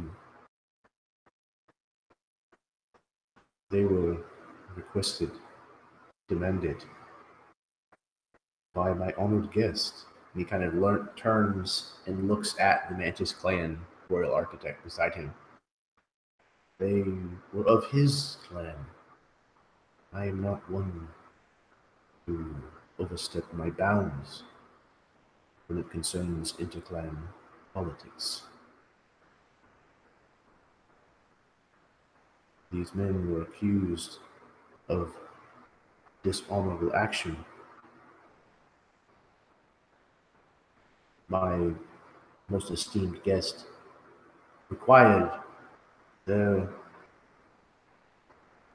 death to satisfy the slight that was made in his name. But I allow this to happen here because I control Tokishu. Which brings us to another matter. The four of you were charged with criminal behavior in Atarashi, and the Mantis Clan Royal Architect kind of leans forward for a moment. The Kuroyama stops and then corrects himself. In Muchi Leng, I am told it is now called. You set fires. You murdered survivors, refugees. And at that, Yoro, bowing deeply, would say, "Sir, we hope to prove those charges entirely false." He kind of raises an eyebrow. You mean to say that you are questioning the honor of this man seated beside me? If he had any honor to question, yes, we would. He ran from a city that was being attacked by barbarians that we came and warned him about. And you see the heads floating down river that I'm sure you have heard about. Did we do all that as well as we were escaping the burning city with Hold your his tongue, men? Bob. You are Mantis Clan, and you speak openly thus in front of your royal architect? He represents your Kuroyama in this part of the world, does he not? I am of Wudan, which goes beyond just mere clan. I'm sorry, sir. And looking at that man and knowing what he has done, I would not want him to represent anyone from my clan. The royal architect is fuming. His face is turning dark shades of red that threaten purple. He's fanning himself rapidly, though it is quite cool out. A mere question, sir. Did you happen to speak with any of those men before they held up their honor to this so-called architect? As I said, I do not involve myself in interclan politics. It is not wise.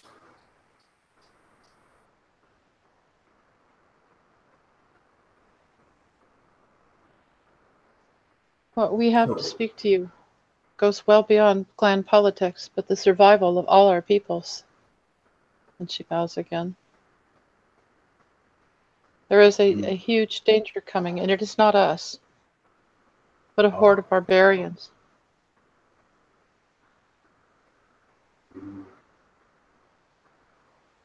You speak about the invasion. Yes. I would not have believed what I was told until I saw what happened today. We were good good sir, witness to the very beginning of this barbarian invasion and have been trying to spread the word and save the peoples ever since.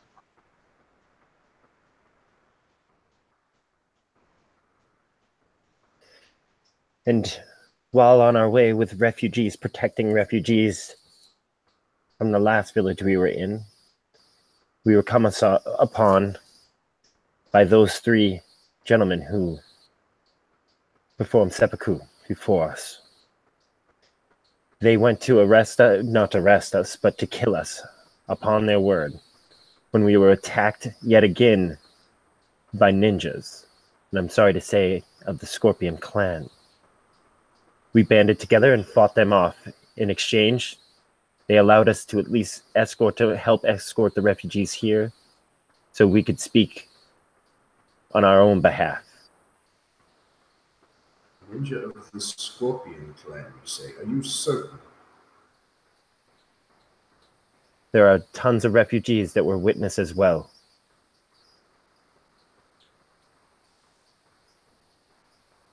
Kind of looks over his shoulder at the architect, and the architect, kind of still blustering and staring daggers in your direction, kind of looks up and notices again that he's looking in his direction, and then kind of gives a reassuring shake of his head, like they are obviously lying. Says, as I told you, I had enough of their insolence, which you can plainly see, as well as their dishonor, the way they conduct themselves and the way they behave, not to mention all of the other things, murder, setting fire to Luchi Lane. The capital, the new capital, I might remind you of Mantis Clan. This business of ninjas, who's to say? They could have been bandits. They're not even samurai. They wouldn't know the difference. Tarimoi-sama. And he bows. If you would, I would present you with these. And he motions for, a servant or either samurai or something in the room to approach him to get these from him, because obviously he's not going to move from his position towards the lords. But he presents the shuriken with the scorpion symbol as well as the minted coin. These were on our assailants as we came into contact with the Mantis Samurai. Jeff, the servant who comes to retrieve these items from Jin, what does this individual look like? So if it's okay with you, Jeremy, since this is something that I thought of in the meantime, one of the servant girls that brought you guys tea out in the room beforehand, she's a young, maybe late teens, early 20s girl in just dingy servant's clothes, would come and approach you, Jin, and give a bow, and take the shurikens from you, and then kind of turning back towards the Kuroyama would go approach him, and present the coin and the shuriken to him. He kind of receives them from you and says, "Do not go far." What is the meaning of these? He says louder to the rest of you.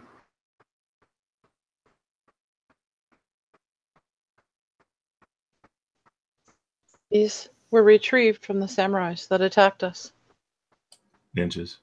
Ninjas, excuse me. That's okay. From the ninjas that attacked us. And Point. Tarimoi-sama, maybe we should ask the architect, as I believe he might be able to provide a lot more answers than we. As well as produce coins that match that exact misprint that is on them. the same money that he paid us in. Misprint. He kind of picks up the coin and he's kind of examining it. And everybody, if you would please roll me a perception roll. Jeff, you don't need to.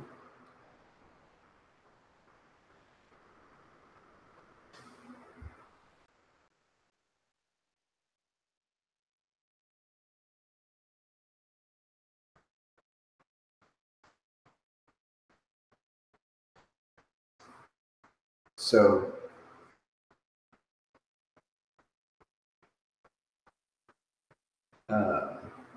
Yoru, you notice just barely, but you're the only one who notices that as he is holding this coin up, kind of to look at, his other hand, which is kind of down by his side and has been holding the shuriken, slides one of the shuriken away from the stack very deftly and passes it to the servant girl beside him. But very discreet, very subtle, and using the coin inspection as a distraction. He says, "Oh, yes, I see a small mistake here on this coin. Is this what you mean? This is supposed to base your accusation on?" Yes. I can answer your question. It is Sama, a mistake that is found only in coins minted in the one city. And it was found in the coins that we were paid with, and it's found in the coins on these ninja. So one would assume they were also paid with those coins. He turns I do to... Go ahead. No, go ahead, Scott. I know that the refugees that came with us, their lot in life doesn't add up to much for value. But before at least making a full decision, talk to some of them. At this time, if we are right, you have far more worries than you know. You've had heads coming down the river. Is that ever a good omen for anything? He has kind of stood and has moved over to kind of this low wall that forms one edge of this courtyard. And looking out over the wall, he can kind of look at the rooftops that kind of descend down towards the water where the river is. And he kind of just stands there watching for a moment. And he sighs and kind of drops his head for a bit. I am afraid, honored guest, that I must shame myself and ask to see your purse, in my opinion. The architect, like, almost chokes on his spit. And he kind of, you can't be serious. You're taking the word of these snakes, these dishonorable dogs who come in here and try to slander my name. They're criminals. And he says, the Kuroyama says, I must insist. Please. The royal architect kind of just stammers for a moment.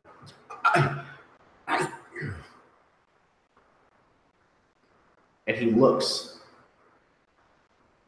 very like an animal stuck in a trap. He realizes that the jig is up. You can see it in his face, though he tries very well to hide it. This is a disgrace. Fine. Very well. You can search all of the coin that you want. I don't have any on my person at the moment. It's all in my room. Suit yourselves. Without a hesitation, Kuroyama calls the servant girl over. Yeah, and she would approach and give a bow. I want you to go to his room, his coin, and see if there is truth in what they say. If it is, you will kill him where he stands. If it is not, then you order my men to shoot these 4 individuals. After that is finished, I want you to start asking around. Find out where the Shoryuken came from. Find out what group carried out this attack, if it was in fact one of our people. Do so quickly and discreetly. You understand? The girl gives a long, deep bow. Of course, Kuroyama. It would be my honor to serve you. He gives. And then she goes to turn away to unless he had something more to say, sorry. No, the rest of you would see that he kind of just gives almost a dismissive kind of wave of his hand to this servant girl, who leaves apparently to go inspect the coins. The Kuroyama turns around and he says, if there is truth in what you have accused, bringing the Royal Architect's plans, his honor into question, and you put me in a very dangerous predicament. However, if there is no merit to your claims, and his honor remains intact, then this honor falls upon you. I would expect you to do what is right.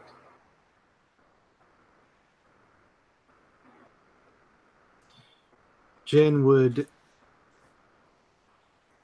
bow, and as he's bowed, he would say, "We respect your decision in this matter."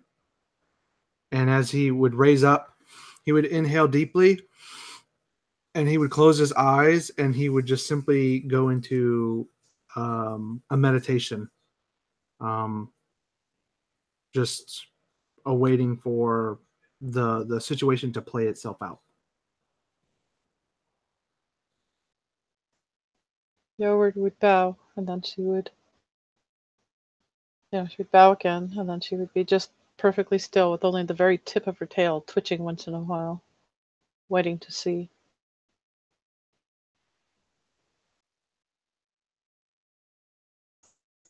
I have a feeling that me and Luke are probably doing about the same thing. We're probably grilling the architect.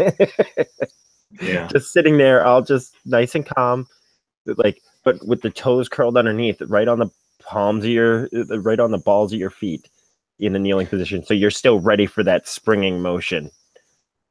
Yeah, I'm a lot calmer now. I've found my center again, but I haven't stopped staring at him. Yoro's ready to move too. She doesn't believe that there's any honor in seppuku if the royal architect is sitting there and his dishonor. And if she's going to do that, she's going to do what she can to him first. But she's waiting. Yeah, Jin is just utterly serene. And again, just in that meditation state, he is leaving his fate to the gods.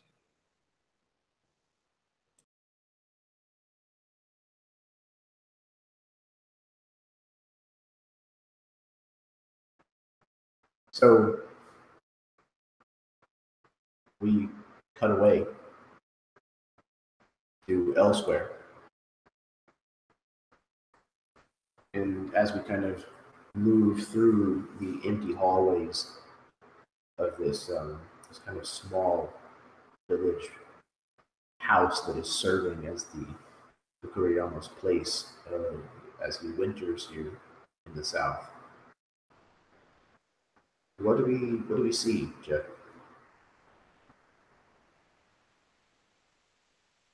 Oh, we see this girl, just this young servant girl dressed in her dingy clothing. She's walking quickly with a purpose. A serious, almost grave look on her face. As she winds her way down the hall, she's just gonna go straight towards this architect's room and try to find this money that he's supposedly spoken about.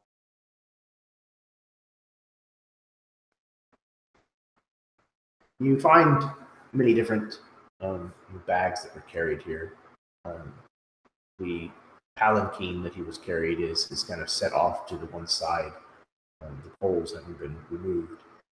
And it kind of has now doubled as some kind of closet or whatnot for the mere hours that he's been here. He's already settled himself in. And you find a box that is probably maybe a foot long or so and only about 6 inches high, about 8 inches deep.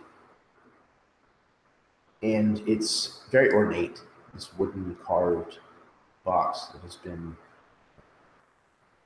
treated with lacquer, and it depicts the Mantis Clan Mon on it, very large. There is a lock on it that's fairly intricate looking,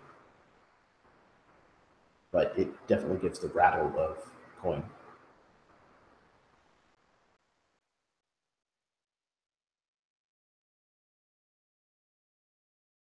Yeah, the girl is going to kneel down. She's going to take out the shuriken that the Kuroyama had slid to her in secret, and attempt to dig it around into the lock to try to see if she can get it open. Okay, so no thieves' tools then? Yeah, I'm gonna use the shuriken as kind of like a mock. Okay. Well, actually, no. I Yeah, think go for it. she would have tools on her actually. So yeah, she's gonna use her she's gonna kind of Okay. pull out. She's gonna kind of use the shuriken and kind of pull out another separate pick from one of her pockets and try to get to work on it. Which, if you need a roll for that, is going to be 17 all up. Excellent. Okay. So this is one of the more difficult locks that you've messed with in a while. It takes you a little bit of doing, especially probably with the shuriken as one of your tools. It's just not something you're probably used to doing on a lock this small, at least. But just about the time that you've kind of started your frustration, there's that kind of satisfying as you feel through the metal of these instruments, the lock give way. Yeah, she would give a satisfied smirk at that, pull the lock out of the ring on the box, and then slowly slide the lid open.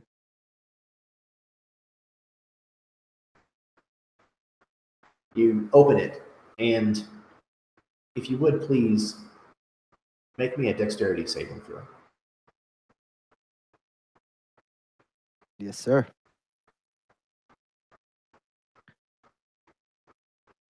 All right, and that is going to be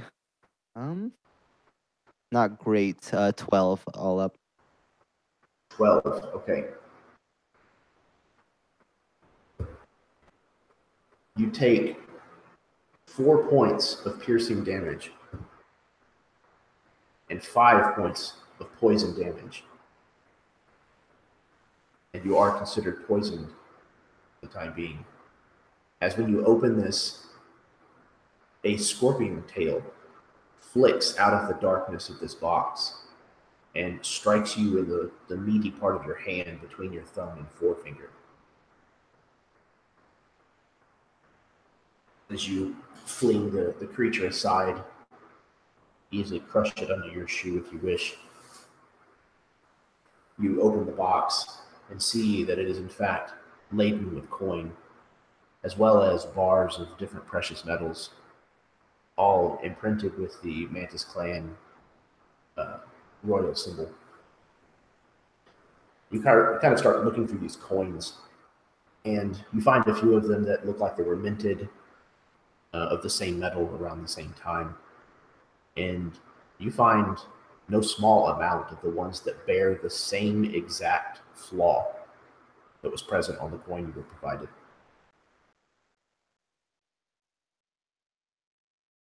Yeah, and she gives kind of a silent cringe from the pain of the spike, but that quickly gives way. She refocuses herself before grabbing a handful. She doesn't want just one, but a couple of these coins to show that it's not just a one-off scenario, but that the majority of them is. So she'll grab of them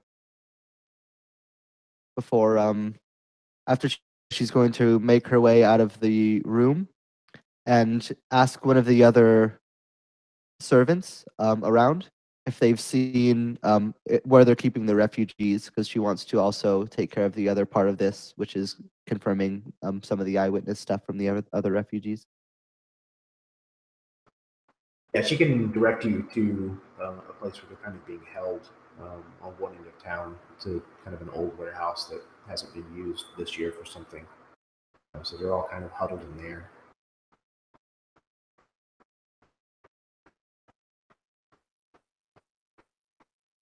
So Yeah, meanwhile, once she, oh no. So you head off in that direction. Talking to people. Yeah, just gonna basically try to find somebody. And we don't even necessarily have to go all the way through it if you don't. Unless I'm just gonna basically ask around, and see to confirm if she anybody who's seen what the party has described. Okay. So we meanwhile kind of cut back to the courtyard, where it's obvious that the architect is sweating the situation. He's still fanning himself rapidly, and you can see the gears in his mind turning. He kind of makes an overly dramatic, exasperated sigh and slaps his leg.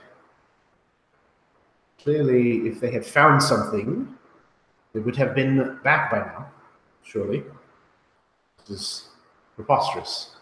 I cannot believe that I'm being treated this way. The Kuroyama will hear of this. I promise you. The Kuroyama of the Scorpion Clan, meanwhile, has not replied at all to any of this. Is there anything that the four of you are doing or saying in the interim?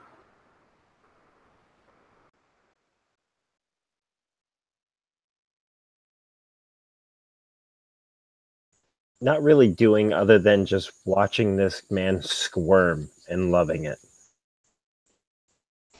Yes, Yara's just sitting very still.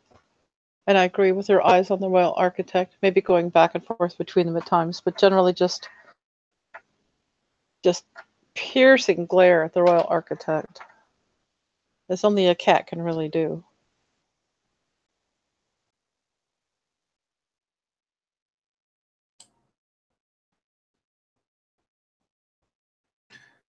When he slaps his hand on there after he does that, I look at him and I say, the first thing that I was taught, do not think dishonestly.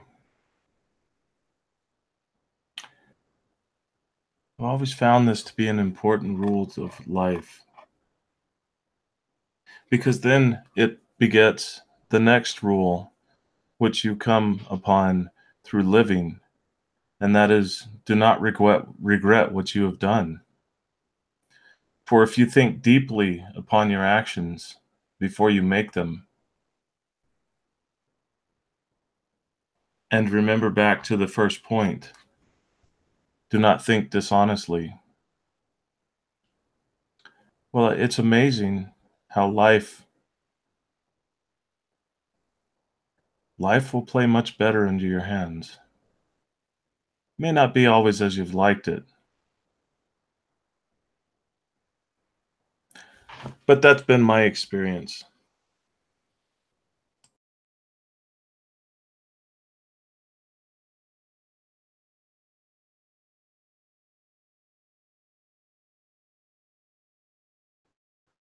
Yeah, again, Jin doesn't. I mean, he's there physically, but he remains silent. His breathing is calm, steady. His eyes remain closed.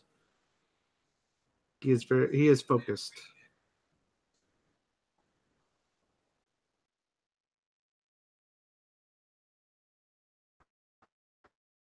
The Royal Architect definitely seems to bristle at Luke's words. He kind of mutters under his breath, I cannot believe that I'm having to suffer through etiquette lessons from the likes of this man, a ram of no less. Kind of shakes his head. But you can see. Please go on. I'm interested in what you have to say. Your words mean a lot. You are Ronin. I am. Which means you used to have honor. You can see that he's starting to think that maybe this is his out. That if he plays this note, he might just escape the situation. And he fully kind of rounds on you, Luke. Go on. Yes. Let me have it. You used to be honorable at one time. You were samurai. Even if you were a ram samurai, there is still some honor amongst the ram. You are not samurai anymore, are you? You are Ronin. Because you have shown dishonor. Just as the lies you have spread here today. I let you speak. Now it's my turn. I was born into Tadashi to Nintu Ryoku. You know the name. My father was murdered. My house was brought low. That was the dishonor that I faced.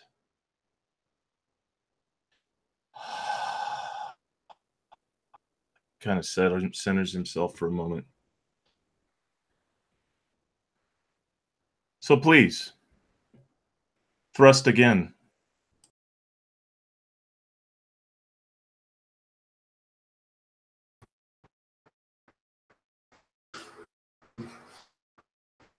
Dishonor, by whatever road you come by it, it's dishonor, I say.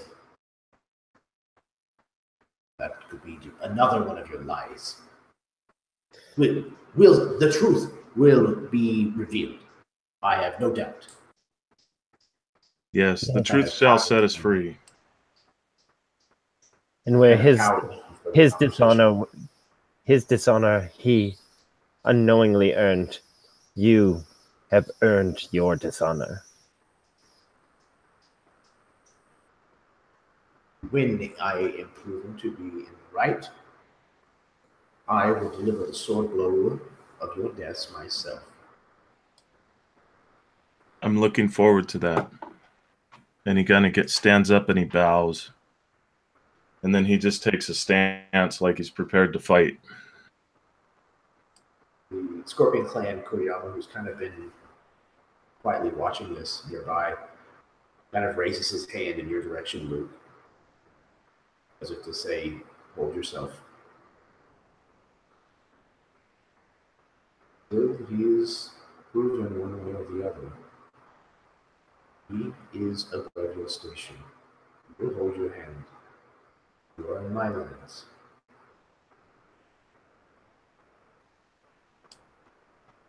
Deference, Luke gives him a deeper bow in showing respect.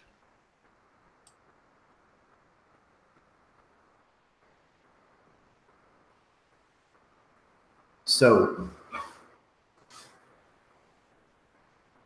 And Yoro turns to Luke, and she says to him, "You need have no fear of your honor, Luke.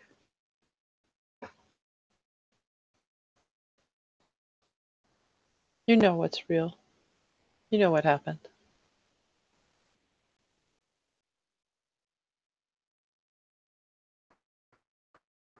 so the servant girl has re-entered the courtyard.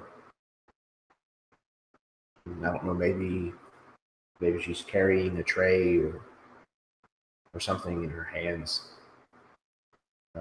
Jeff, what do we see? The girl re-enters to the into the yard from one of the side building doors. She approaches up to the Kuroyama and gives a long, deep bow. And then walks a couple steps over to where the architect is seated at. And with a coin in her left hand, to Kuroyama, knowing with certainty that he'll catch it. And in a complete whir of color, suddenly there is no servant girl standing there, but a man,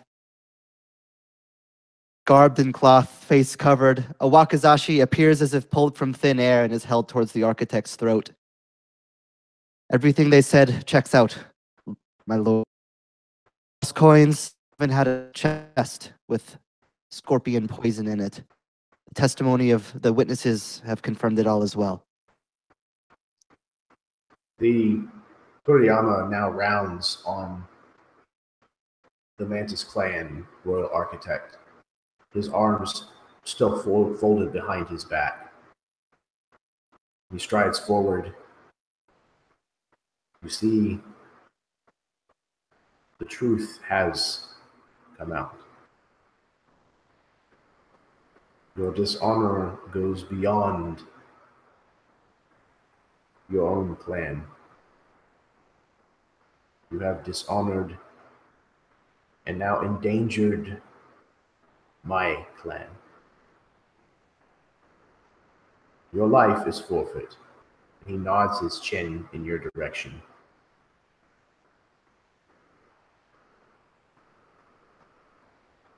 Jeff, that was towards you.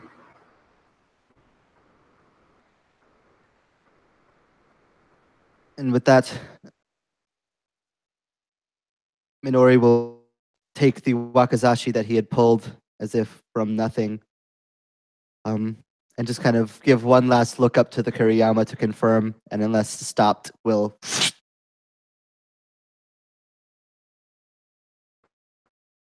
attempt to run it across his throat. You do so with ease.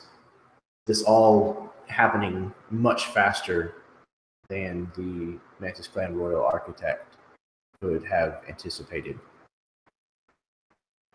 And just about the time that he is able to start stammering out a reply, his stammering just turns into a gurgle as the blood pours down the front of him and his finery as he reaches up and clutches at the gash across his throat.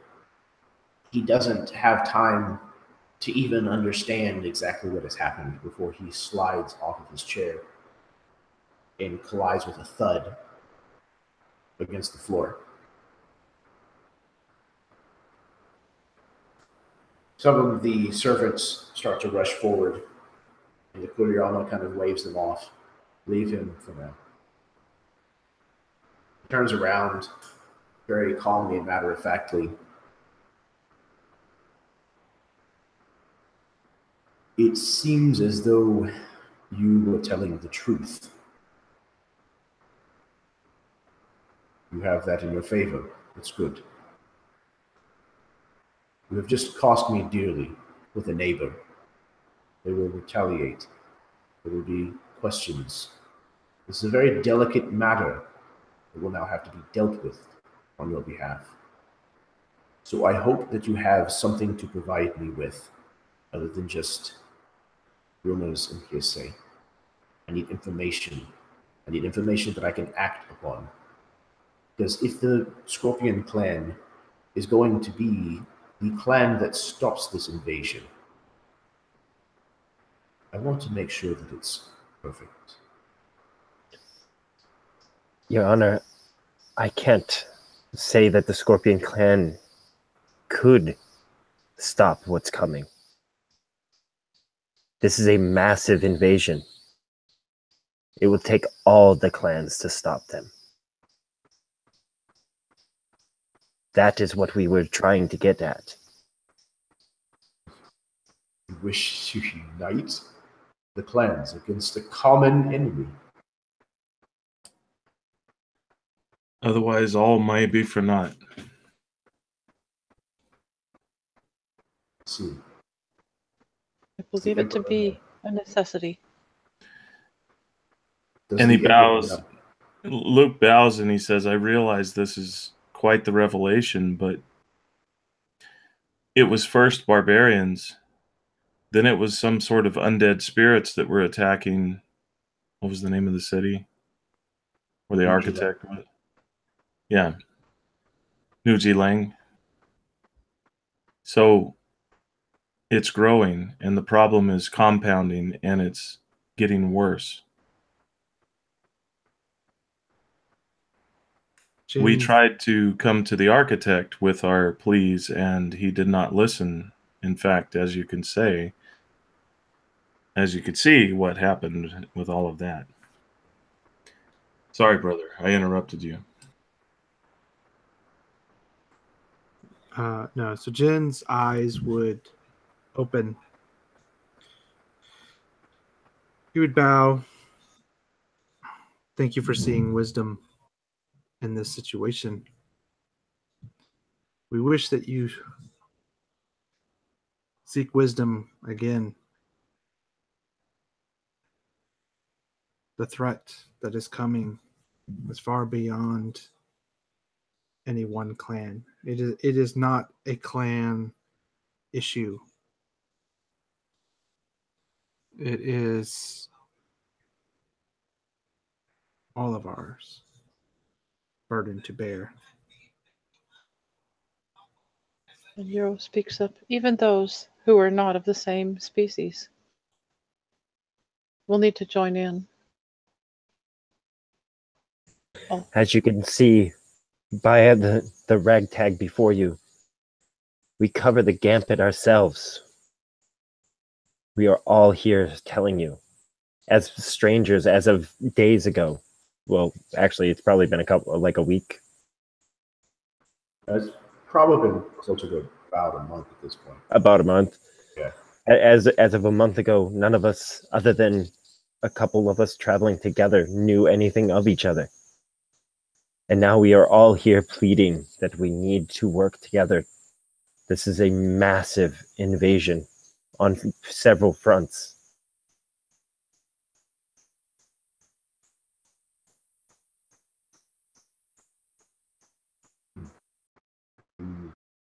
You have come from Mantis Clan lands, and obviously the negotiations there went less than favorable. Kind of nods towards the headless body now lying on the courtyard. Who else have you taken the word to?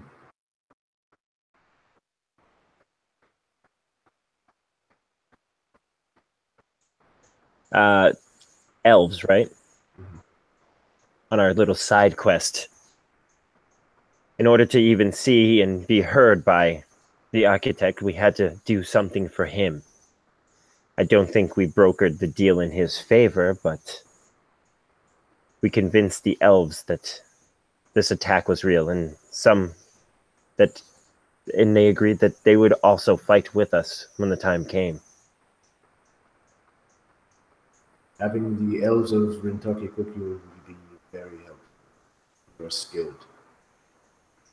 But they are not great in number. We need both, I think, if what you say is true. At this point, every sword is needed. Indeed. Then I will try to expedite relationships with the Mantis and see if I can't get them to understand the situation. I will send word south, east. We will begin spreading the word as fast as we can. Where do you head from here?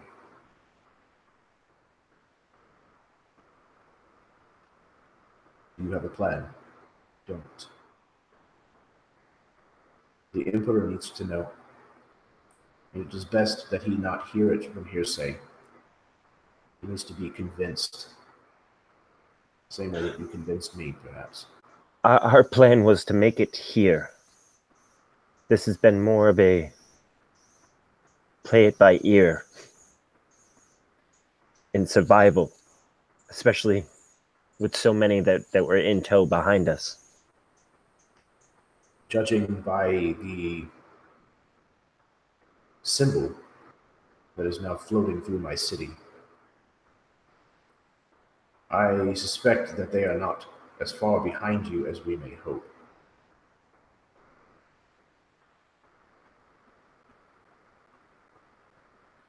The people to the north have reported black snows.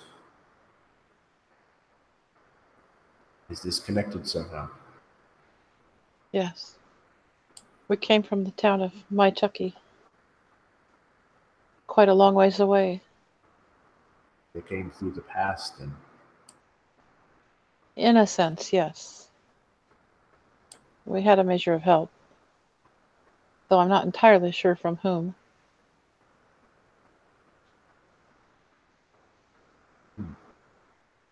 the Dragon Clan made a stand.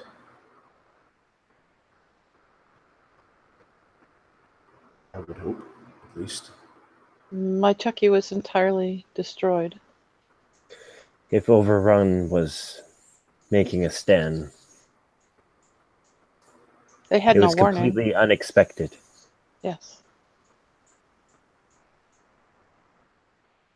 Quite suddenly, another servant kind of comes into the courtyard and begins rushing towards the Kuroyama before kind of stopping and remembering to kind of bow and announce herself more or less. The Kuroyama kind of turns and ushers her forward.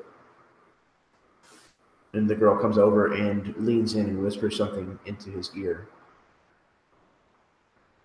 And he says, there are more refugees from New Chilang coming in. They are badly injured. Many of them are not going to survive. And they say that New Chilang has fallen. The Jacotians have taken the city.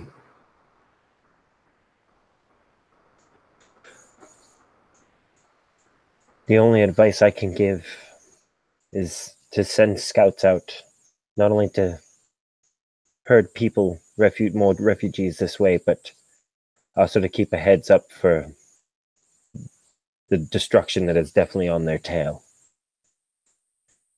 It will just follow the pack, destroying as it goes. And I quite agree that we need to go to the Emperor. Is there anything that you could send to help us get an audience with him, or to present our case more clearly. Kind of thinks for a moment before he kind of comes to a stop in his movement and turns and looks in the direction of the ninja who was a servant girl before she changed before your very eyes and cut the throat of this architect.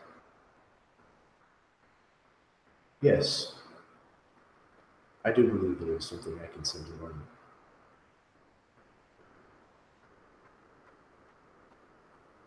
Kind of addresses you directly. Your character's name is Minori? Yeah, Minori. Minori. Okay. Minori. Gather your things. We will be accompanying them as they travel to Sibon. If they fail, I'm counting on you. You must get the word to the Emperor. And you make sure that it is known that the Scorpion clan want as much help as possible.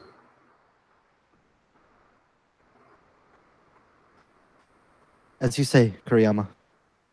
I'll make myself ready at once.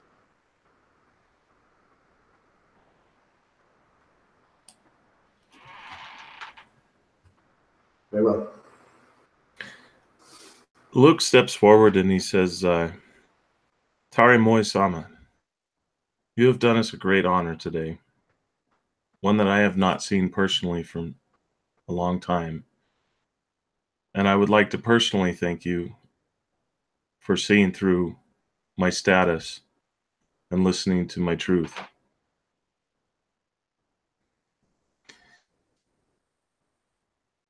And he gives him a really deep bow. He gives you a significant lowering of his head in return. And he says, I believe in second chances. And if you show yourself to have honor, as you have done today, I am certain you will be samurai again at some point.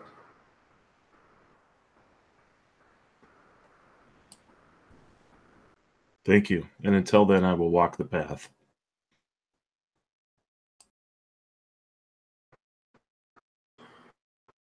So be it. You head east. I send riders to the neighboring clans who will spread the word, and we will stand, hopefully together, and we will stop this invasion at Tokishu if we must.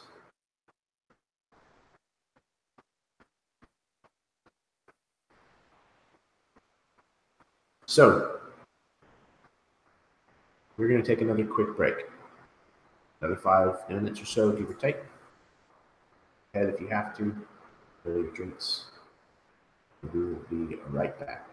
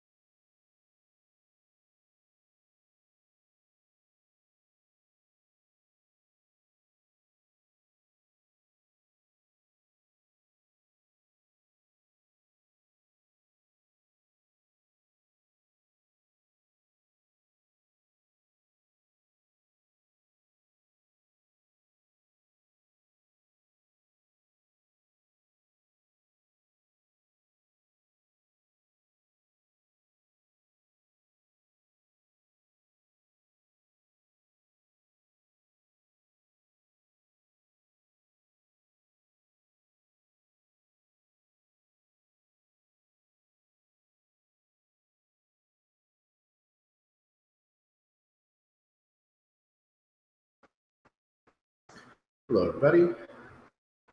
Should be kind of entering the last leg of what we're going to be doing tonight. Hopefully, everybody is having a decent Friday. Just kidding. A decent Monday. I can't wait for Friday already. But everybody's enjoying the game thus far. This takes place in my homebrew world of Rostfin, which is kind of my main homebrew world that I use for Dungeons and Dragons. And I have it kind of divided kind of into 11 distinct kind of cultural areas. This takes place on the continent of Kalin, and the Tsitian culture, the Tsitian lands, which is where the majority of this is taking place, is to the south. And there is a mountain range that kind of separates it. And to the north are the Nordic themed culture. And there is the pass that kind of goes through the mountains, and that is where these barbarians have been coming from. And the fact that they're doing so in the dead of winter is very unusual. Very bizarre. Yes, Carol, it is my baby. I've been working on Rostfin for about 17 years, so it is literally like a child. It is about to graduate high school.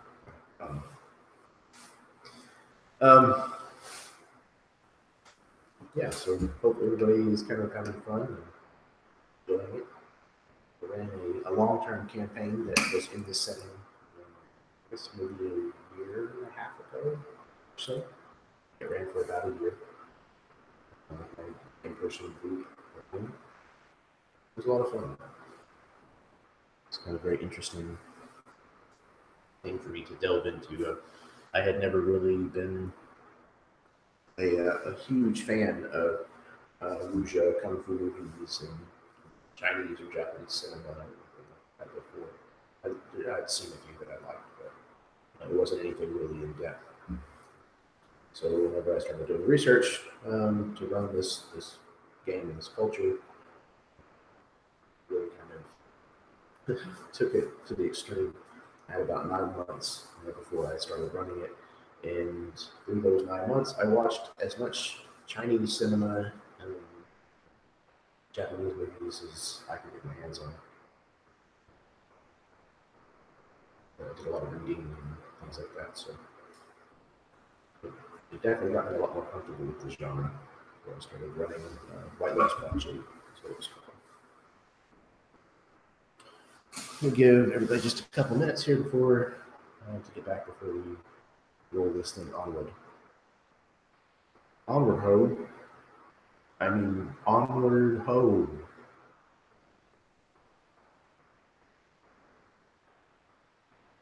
We got Alan. We got Dave. Yes, Jeremy. It's your baby. It is my baby. Yes. It was actually not the first one that I actually tried putting together. I did actually try putting setting together before that, and it was awful.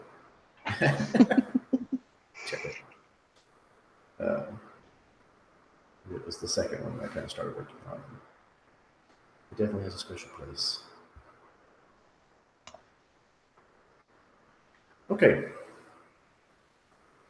I think everybody is back. I haven't heard from Jeff yet, but if he isn't back yet, he will be shortly, I'm sure. I am in fact back. Fact-backed. Nice. Carol is having avocado and she's not sharing. Some people. She had bacon earlier and now she's having avocado and she didn't bring enough for the whole class. I've got enough for the whole class. You've just got to come get it. Can't squeeze it through those phone lines. Here. There it is. I don't think it's going to hold out until July. No, probably not. Okay. So, You have finished your meeting with the Kuroyama of the Scorpion clan. Excuse me, there is one thing I would like to say to him before we leave. Yes, absolutely, please. Yes. And as they leave, Yoro bows again to him. Now, if I can remember what I was going to say, will be good. And she says, "You are a man of honor and of wisdom. And as I travel, I will share your praises in song and in dance, in words and in stories. People will know." And she bows again. And he kind of smiles at this. Good. I like that very much. Thank you. If we all survive this, maybe history will remember.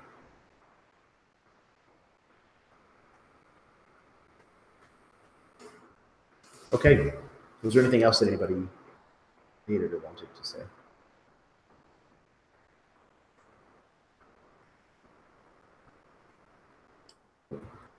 Now, Alan has me sitting there thinking about asking if he'll take me as a samurai. Debating. Just met him. Yeah, Luke is standing in the back as they walk out, and he's just standing outside, and he's just sort of rubbing his palms together, thinking as people are filing out of the room. And I would imagine that everyone has come out, and Luke steps into the room and bows deeply.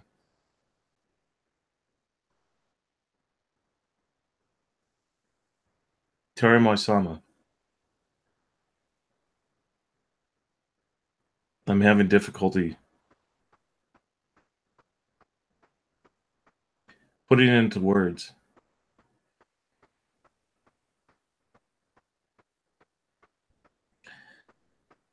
But let me proceed.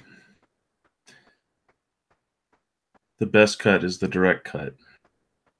He bows again, and he kneels before him, and he says, "Would you let me serve you?" He kind of straightens up and seems to look at you almost for the first time and kind of study you a little bit. You are Ren clan, yes? Yes, I am. But I believe that, as I stated earlier, that the death of my father and my family and my father's hold was taken from me from another rival clan member, which speaks to itself that they did not want us as part of the clan. My father, for all he was, pardon me, was, I apologize. He kind of bows his head and waits for him to continue. He says, for long, the ram and the scorpion have bickered over lands in the mountains. But the ram have always conducted themselves in an honorable way.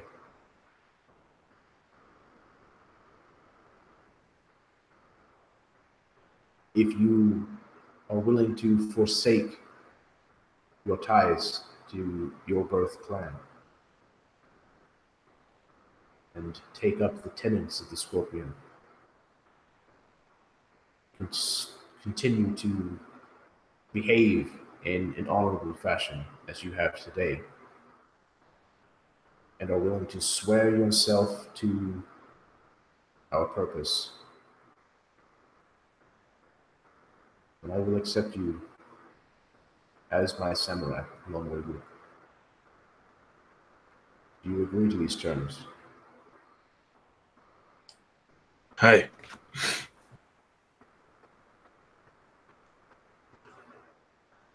Very well. You will be presented with the colors of your clan before you leave.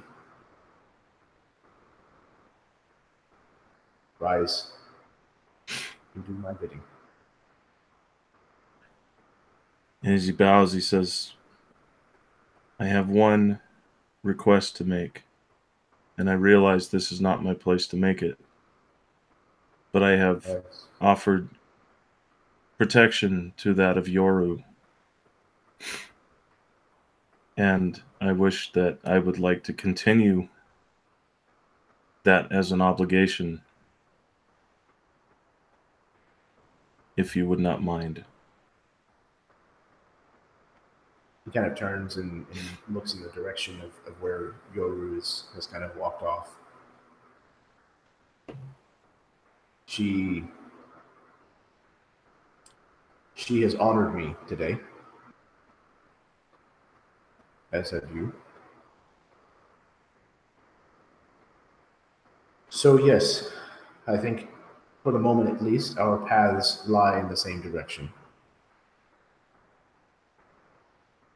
So you may continue your charge, as long as it does not supersede your allegiance to the Scorpion clan.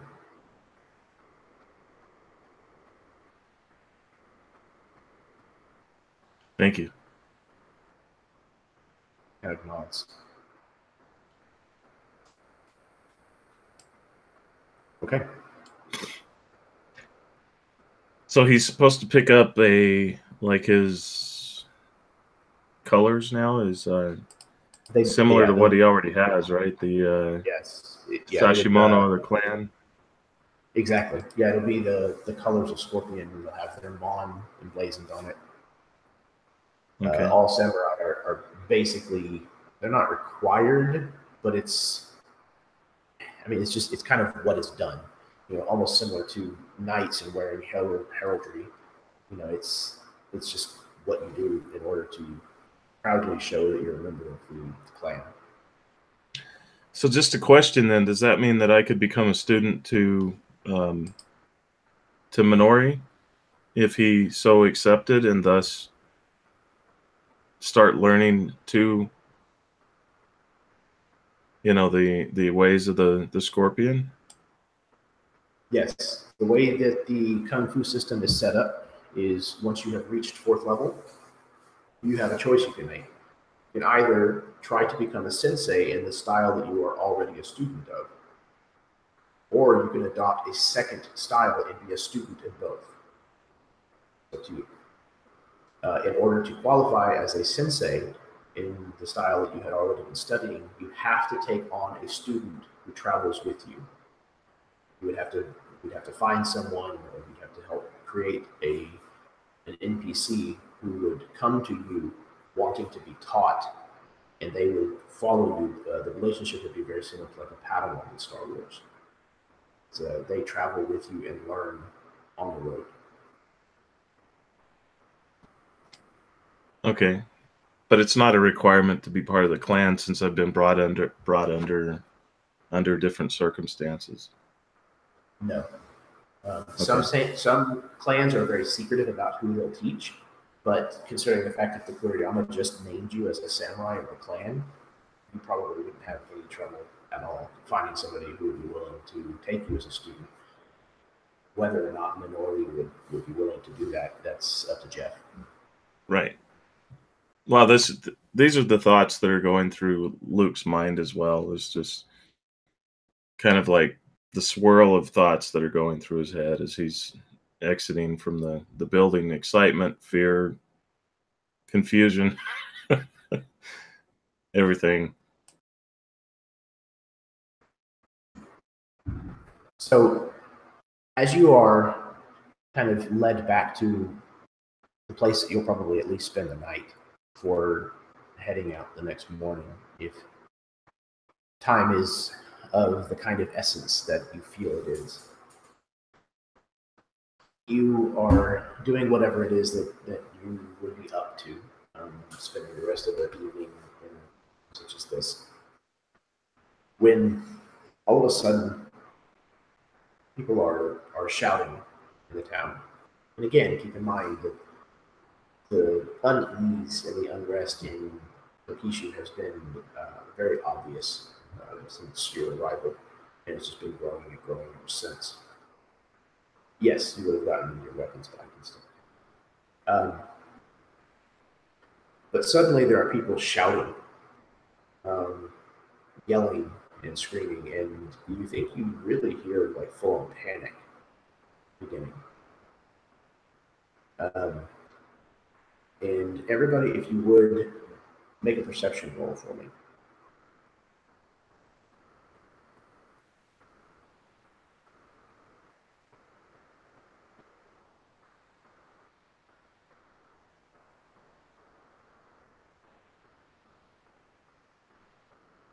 Six. We have a 6, an 8, a nope, and a nat 20. And a 19. Okay, cool. Luke and Jen, the two of you, one of the things that you hear being screamed is the name Kiyosakaju. Kiyosakaju. And if either one of you would like, you can give me nature or religion or history. Your choice.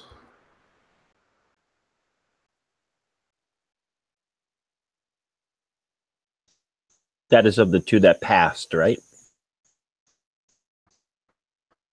Yes, unless you want to just say that you're letting everybody else know and things like that, then yes, they can as well.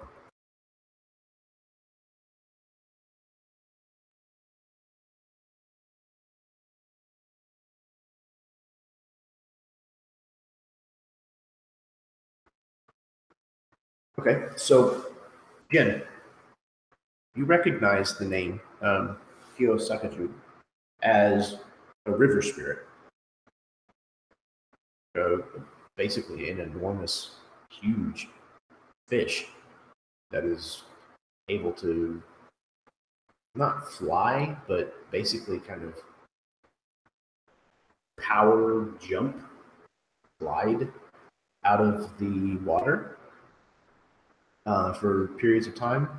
But the spirit is supposed to be way up north, within the waters of the Xinjiang Pass.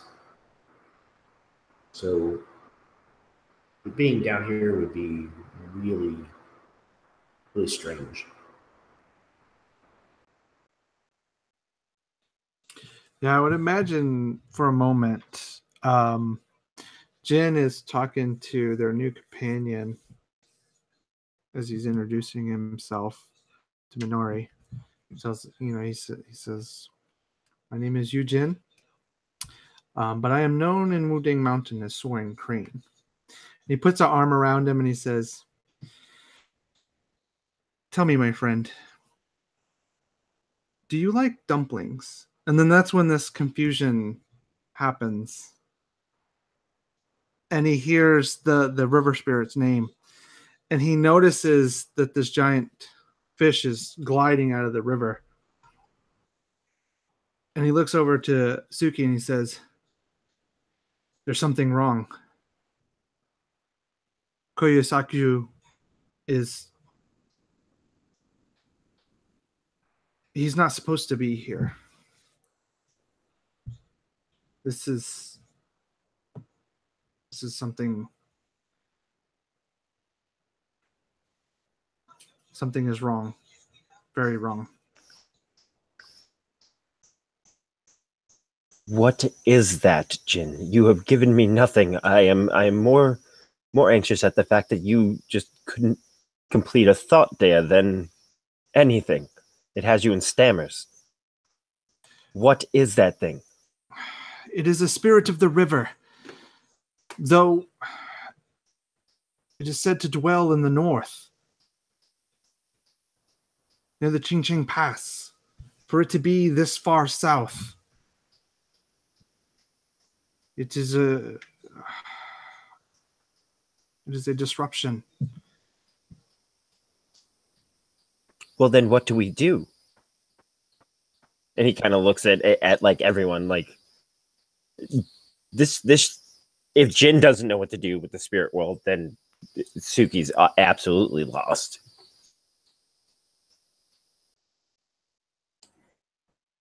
What is Kiyosaku? Yeah.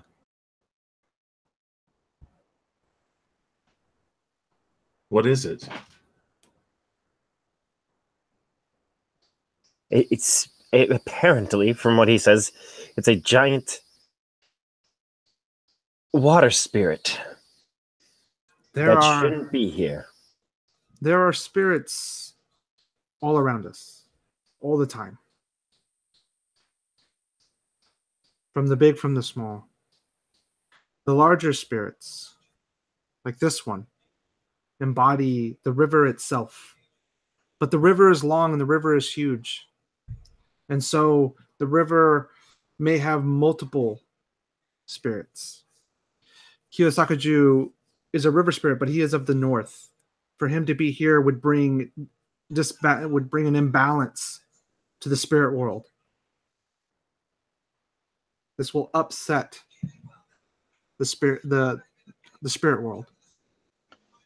Jin, is there a possibility that there's already an upset in the spirit world driving him down here?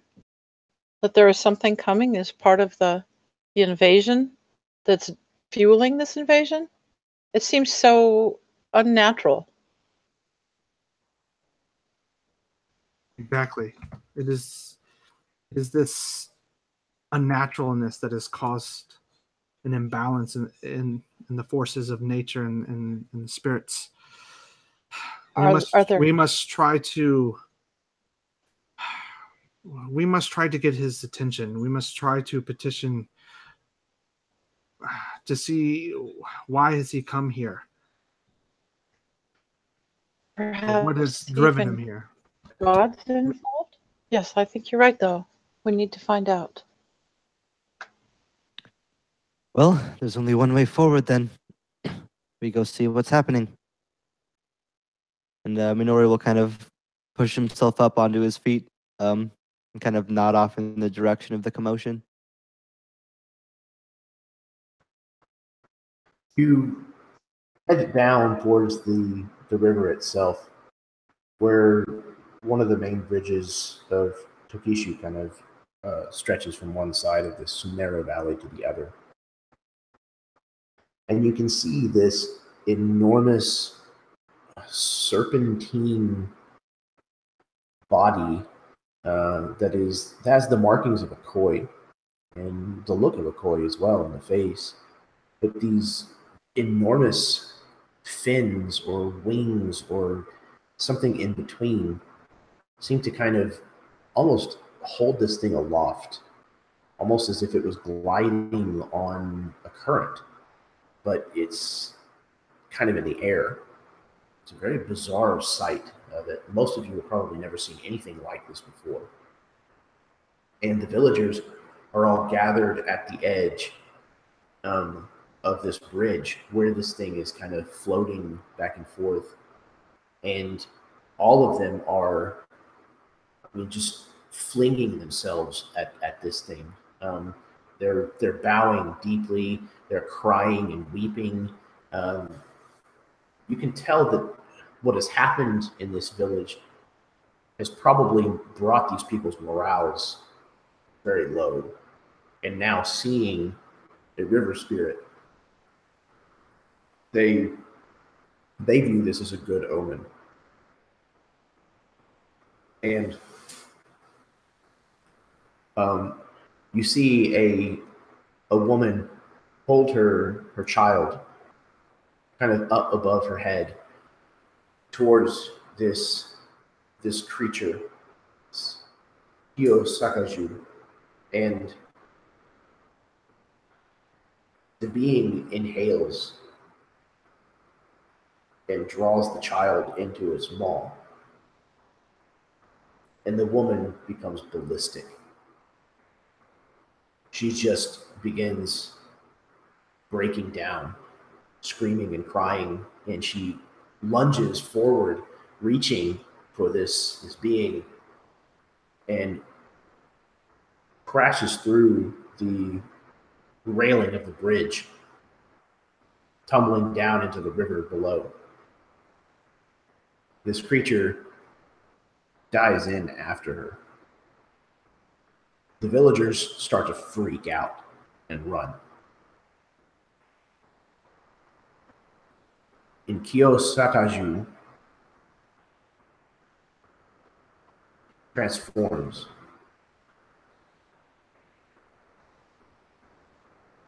and begins its attack on the town of Tokishu.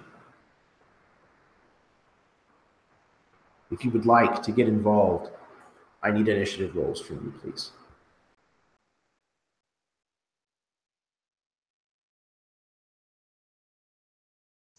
So what he's saying is that we do have the option of running. It's always an option.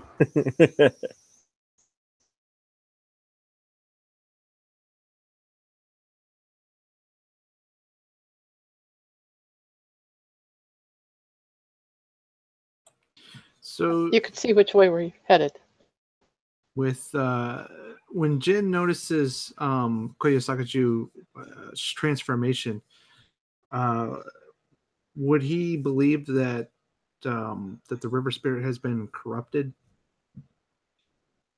or tainted in some fashion?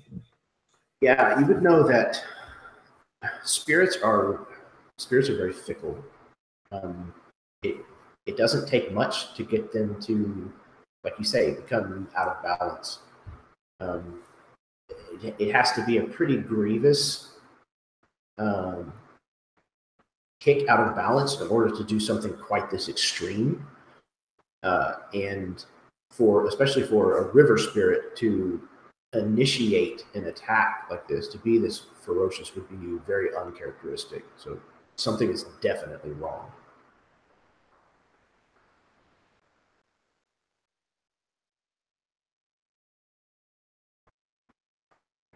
Yoru's got a 22. Could Yoro attempt to speak with it? Yes, you certainly can. Then I believe that she would want to cast comprehend language on herself. She's going to take out a pinch of suet and some salt. Suit and some salt, rub them together and mutter some words, and this kind of sparkly glow comes over her. And she goes not extremely close, but close enough that she can call out. Let's see if I can say this right. Kayusakaju, come speak with me.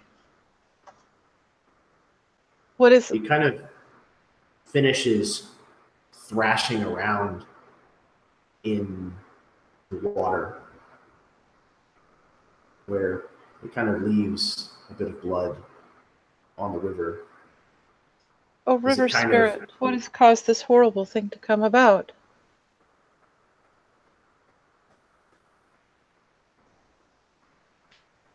It looks in your direction and kind of comes a little closer, swimming to you and raising its head and upper body kind of up out of the water. I come for retribution for what has been done to me in my land. Oh, great spirit, what was done in your land? Horrible atrocities. My river was fed blood, the blood of innocents.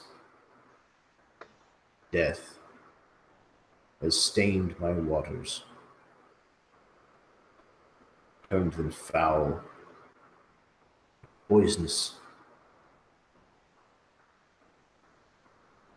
I seek cleaner waters and souls. There's a hunger I cannot satiate, and I will not try.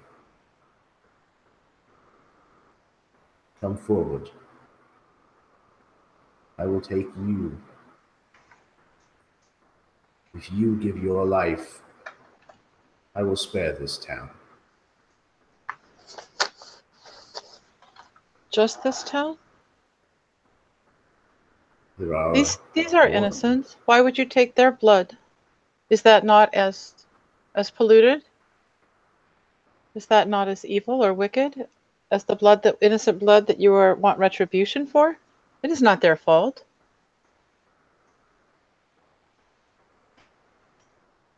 There's a much greater evil at work, one that we need to deal with. Yes, a precision roll would be spiffy. Yes, please do.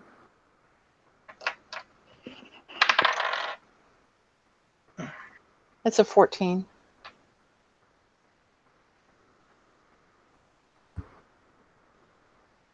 He says, Oh yes, inspiration. Good plan. there you go. Oh yeah, much better. That's 28. Okay. He kind of pauses for a moment. Perhaps it is not. Someone must pay for what has been done. Yes, yes, of course. But the one that must pay ought to be the one who did it, the one who is evil, not the one who is innocent. Would you make sin worse? Or would you seek to clear it up? There is an invasion that is coming. There are powers behind it, evil powers. We need help to fight them off and to clear your water again and to save the innocent souls.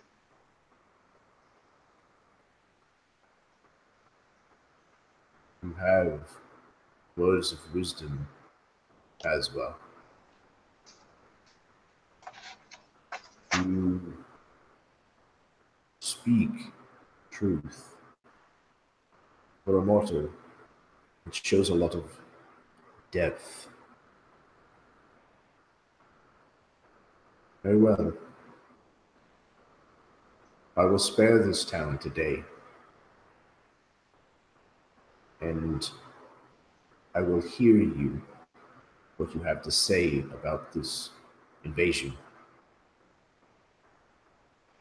The things that I ran from are not to be taken lightly. There are things that I would not face myself. We look for allies that could help us to face them. They are greater than we as well.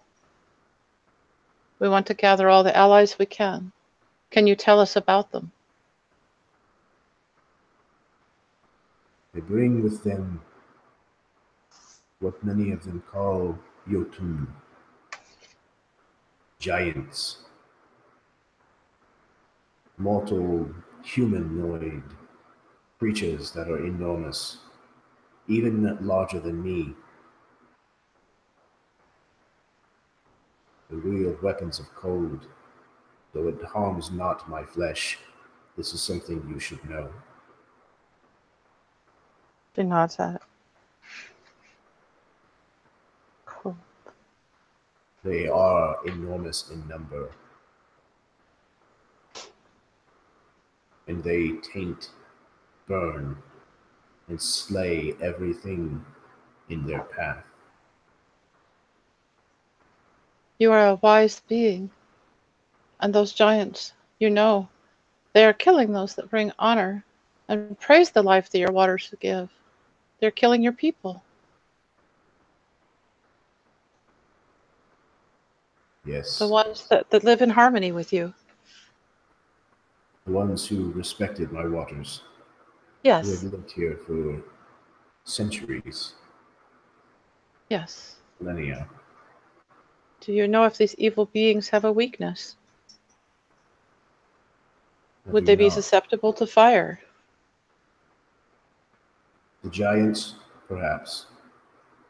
If they are immune to the cold, as I, then fire is likely to be their downfall, as it would be my own.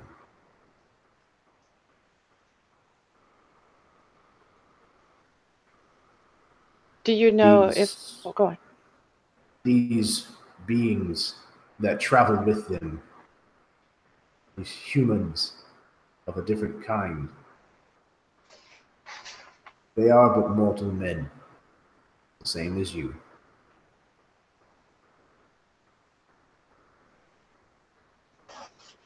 She nods. Do you know if there are more powerful spirits behind them?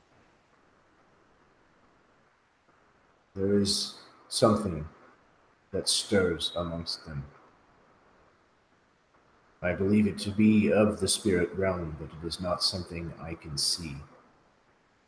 This troubled me. This is why I left. Could not fight whatever it was.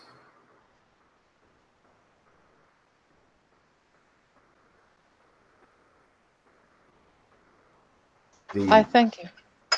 form of Hirosakaju has slowly turned back into that of the fish. Yarrow bows very deeply. I thank you for your kindness and your wisdom and your honor. I would play a song for you.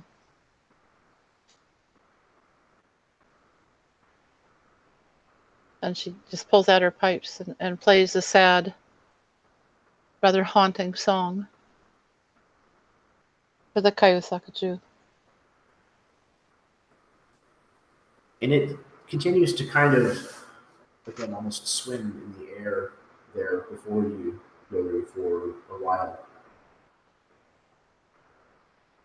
Just watching and listening.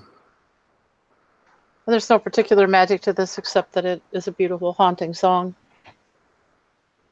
played to honor the great spirit beast. And when you have finished, he nods in approval. Thanks. And she bows once more and turns to the people that may or may not still be waiting around. He says, kind of just to the people who are gathered at large, I will leave this village in peace. When the time comes and I am needed,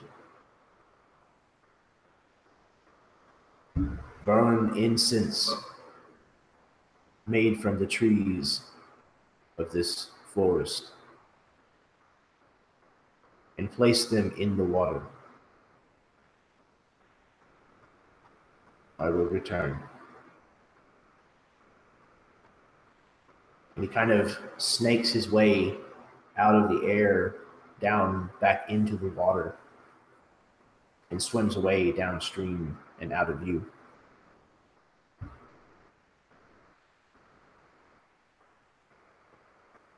And Yarrow turns to all that could hear and explains to them what has happened. I mean, she doesn't explain everything to like the people, but she says that she has spoken with the Sakaju, and that it will leave them in peace for the time being. And should they need it when the time comes, to burn the incense of the trees of this forest, and he will return to help them. But to wait until the time is right. Maybe she should save that for her own group. I don't know. But she does. She speaks calming words to the crowd. They seem equal parts thankful and mesmerized that you saved them from what they were certain would be a horrific fate, and also that you were able to commune with this spirit. So, unless there's anything else that you guys want to use to wrap up the night, that's what I had planned. So, didn't turn into an all-out brawl, which was fantastically handled by Kara. So, Yeah, thanks, Carol. That was an extra half an hour we lost there. I find myself now coming up I short. know, I came for a game time totally. How Oh, you thoughtless could I be? We could have fought that sucker. Like, that was beautiful, Carol. That was awesome. That was elegantly done. It was amazing. I have no problem missing a battle for that. That was great. Oh I'm man, I'm kidding. so glad somebody reminded me about inspiration. Yeah. So is there anything that you guys want to toss out there before I wrap it up for the night then? Would Jin's bauble, would the yin and the yang essence within, would it return to harmony once the river spirit is quelled? Yeah, I would say so. At least for the time being. Yeah, for sure. Yeah, like that was some epic JRPG stuff right there, man. We just got a summons. That's phenomenal. We can summon a water spirit. Well, that's better to find it, I guess. Huh? Yeah, A little bit. quite a good ally. Thank you. He was nasty. He was going to be a very, very nasty fight. So that was really, really, really cool to see you guys switch that around like that. Really, really cool. So yeah, go ahead. Carol, was there something you were trying to say? Oh no, not really. Okay. Thank you. All right. Well, everybody, thank you very much for tuning in. This has been session 6 of the Ashes of Heaven. I had an absolutely phenomenal time tonight. Thank you very, very much once again to these 5 fantastic players. I love what you guys do with this setting. Characters, it's just so much fun to be a part of. So thank you for asking me to do this and for agreeing to be players. I'm very, very happy that we're doing this. So I'm going to pass it over to the players so that they can give their introductions, and then we're going to call it a night. So, Alan, why don't you start us off? All right. Yeah, absolutely had a fantastic time as always, Jeremy. You definitely bring your game in this world, and I enjoy being a part of it. So thank you for continuing to run the campaign, and thank my fellow players for bringing their characters in as well. You can check me out at Check for Traps, and until next time, we'll catch you later.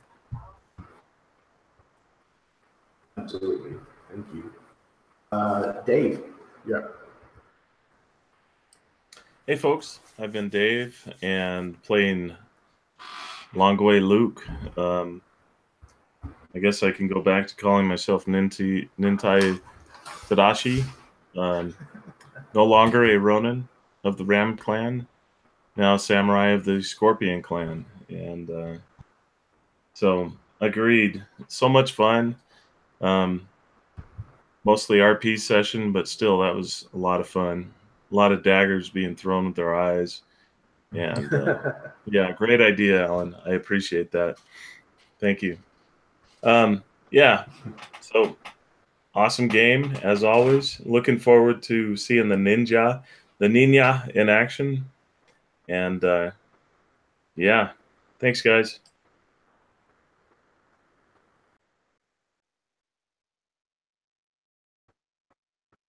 There we go. Okay, absolutely. Jeff, why don't you go? Yep, I'm Jeff. I have a channel in Counterbalance, also a podcast, The Dudes of Yore. And yeah, I'm excited to get into a new character here. The last one wasn't really doing it for me, and I was having trouble just defying it in game and out of game. So I'm excited to get into a character that I think will be able to work a lot better in with what we're trying to do here. And I'm excited to test it out.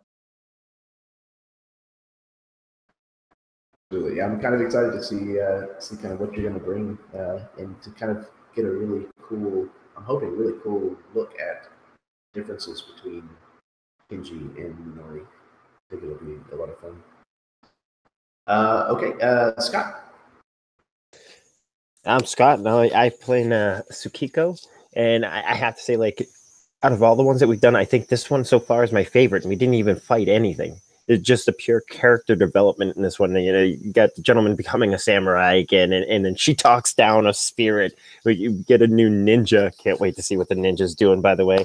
But yeah, phenomenal game, guys. And of course, check out any channels that these guys have or anything else that they have going on. And it was a beautiful night. Thank you, guys. Absolutely. Thank you. And last but most certainly not least, Carol.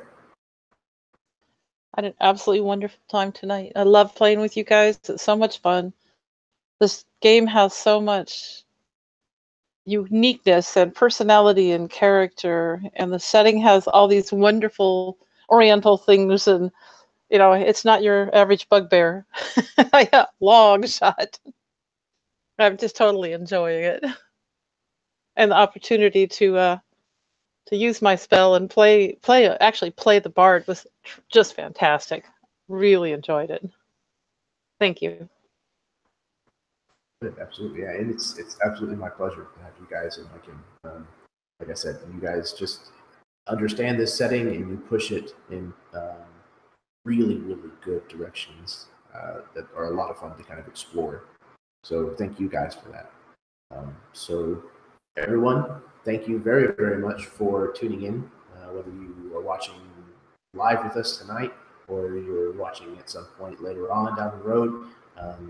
Thank you very, very much. And until next time, may your dice roll high and your snacks always be within reach.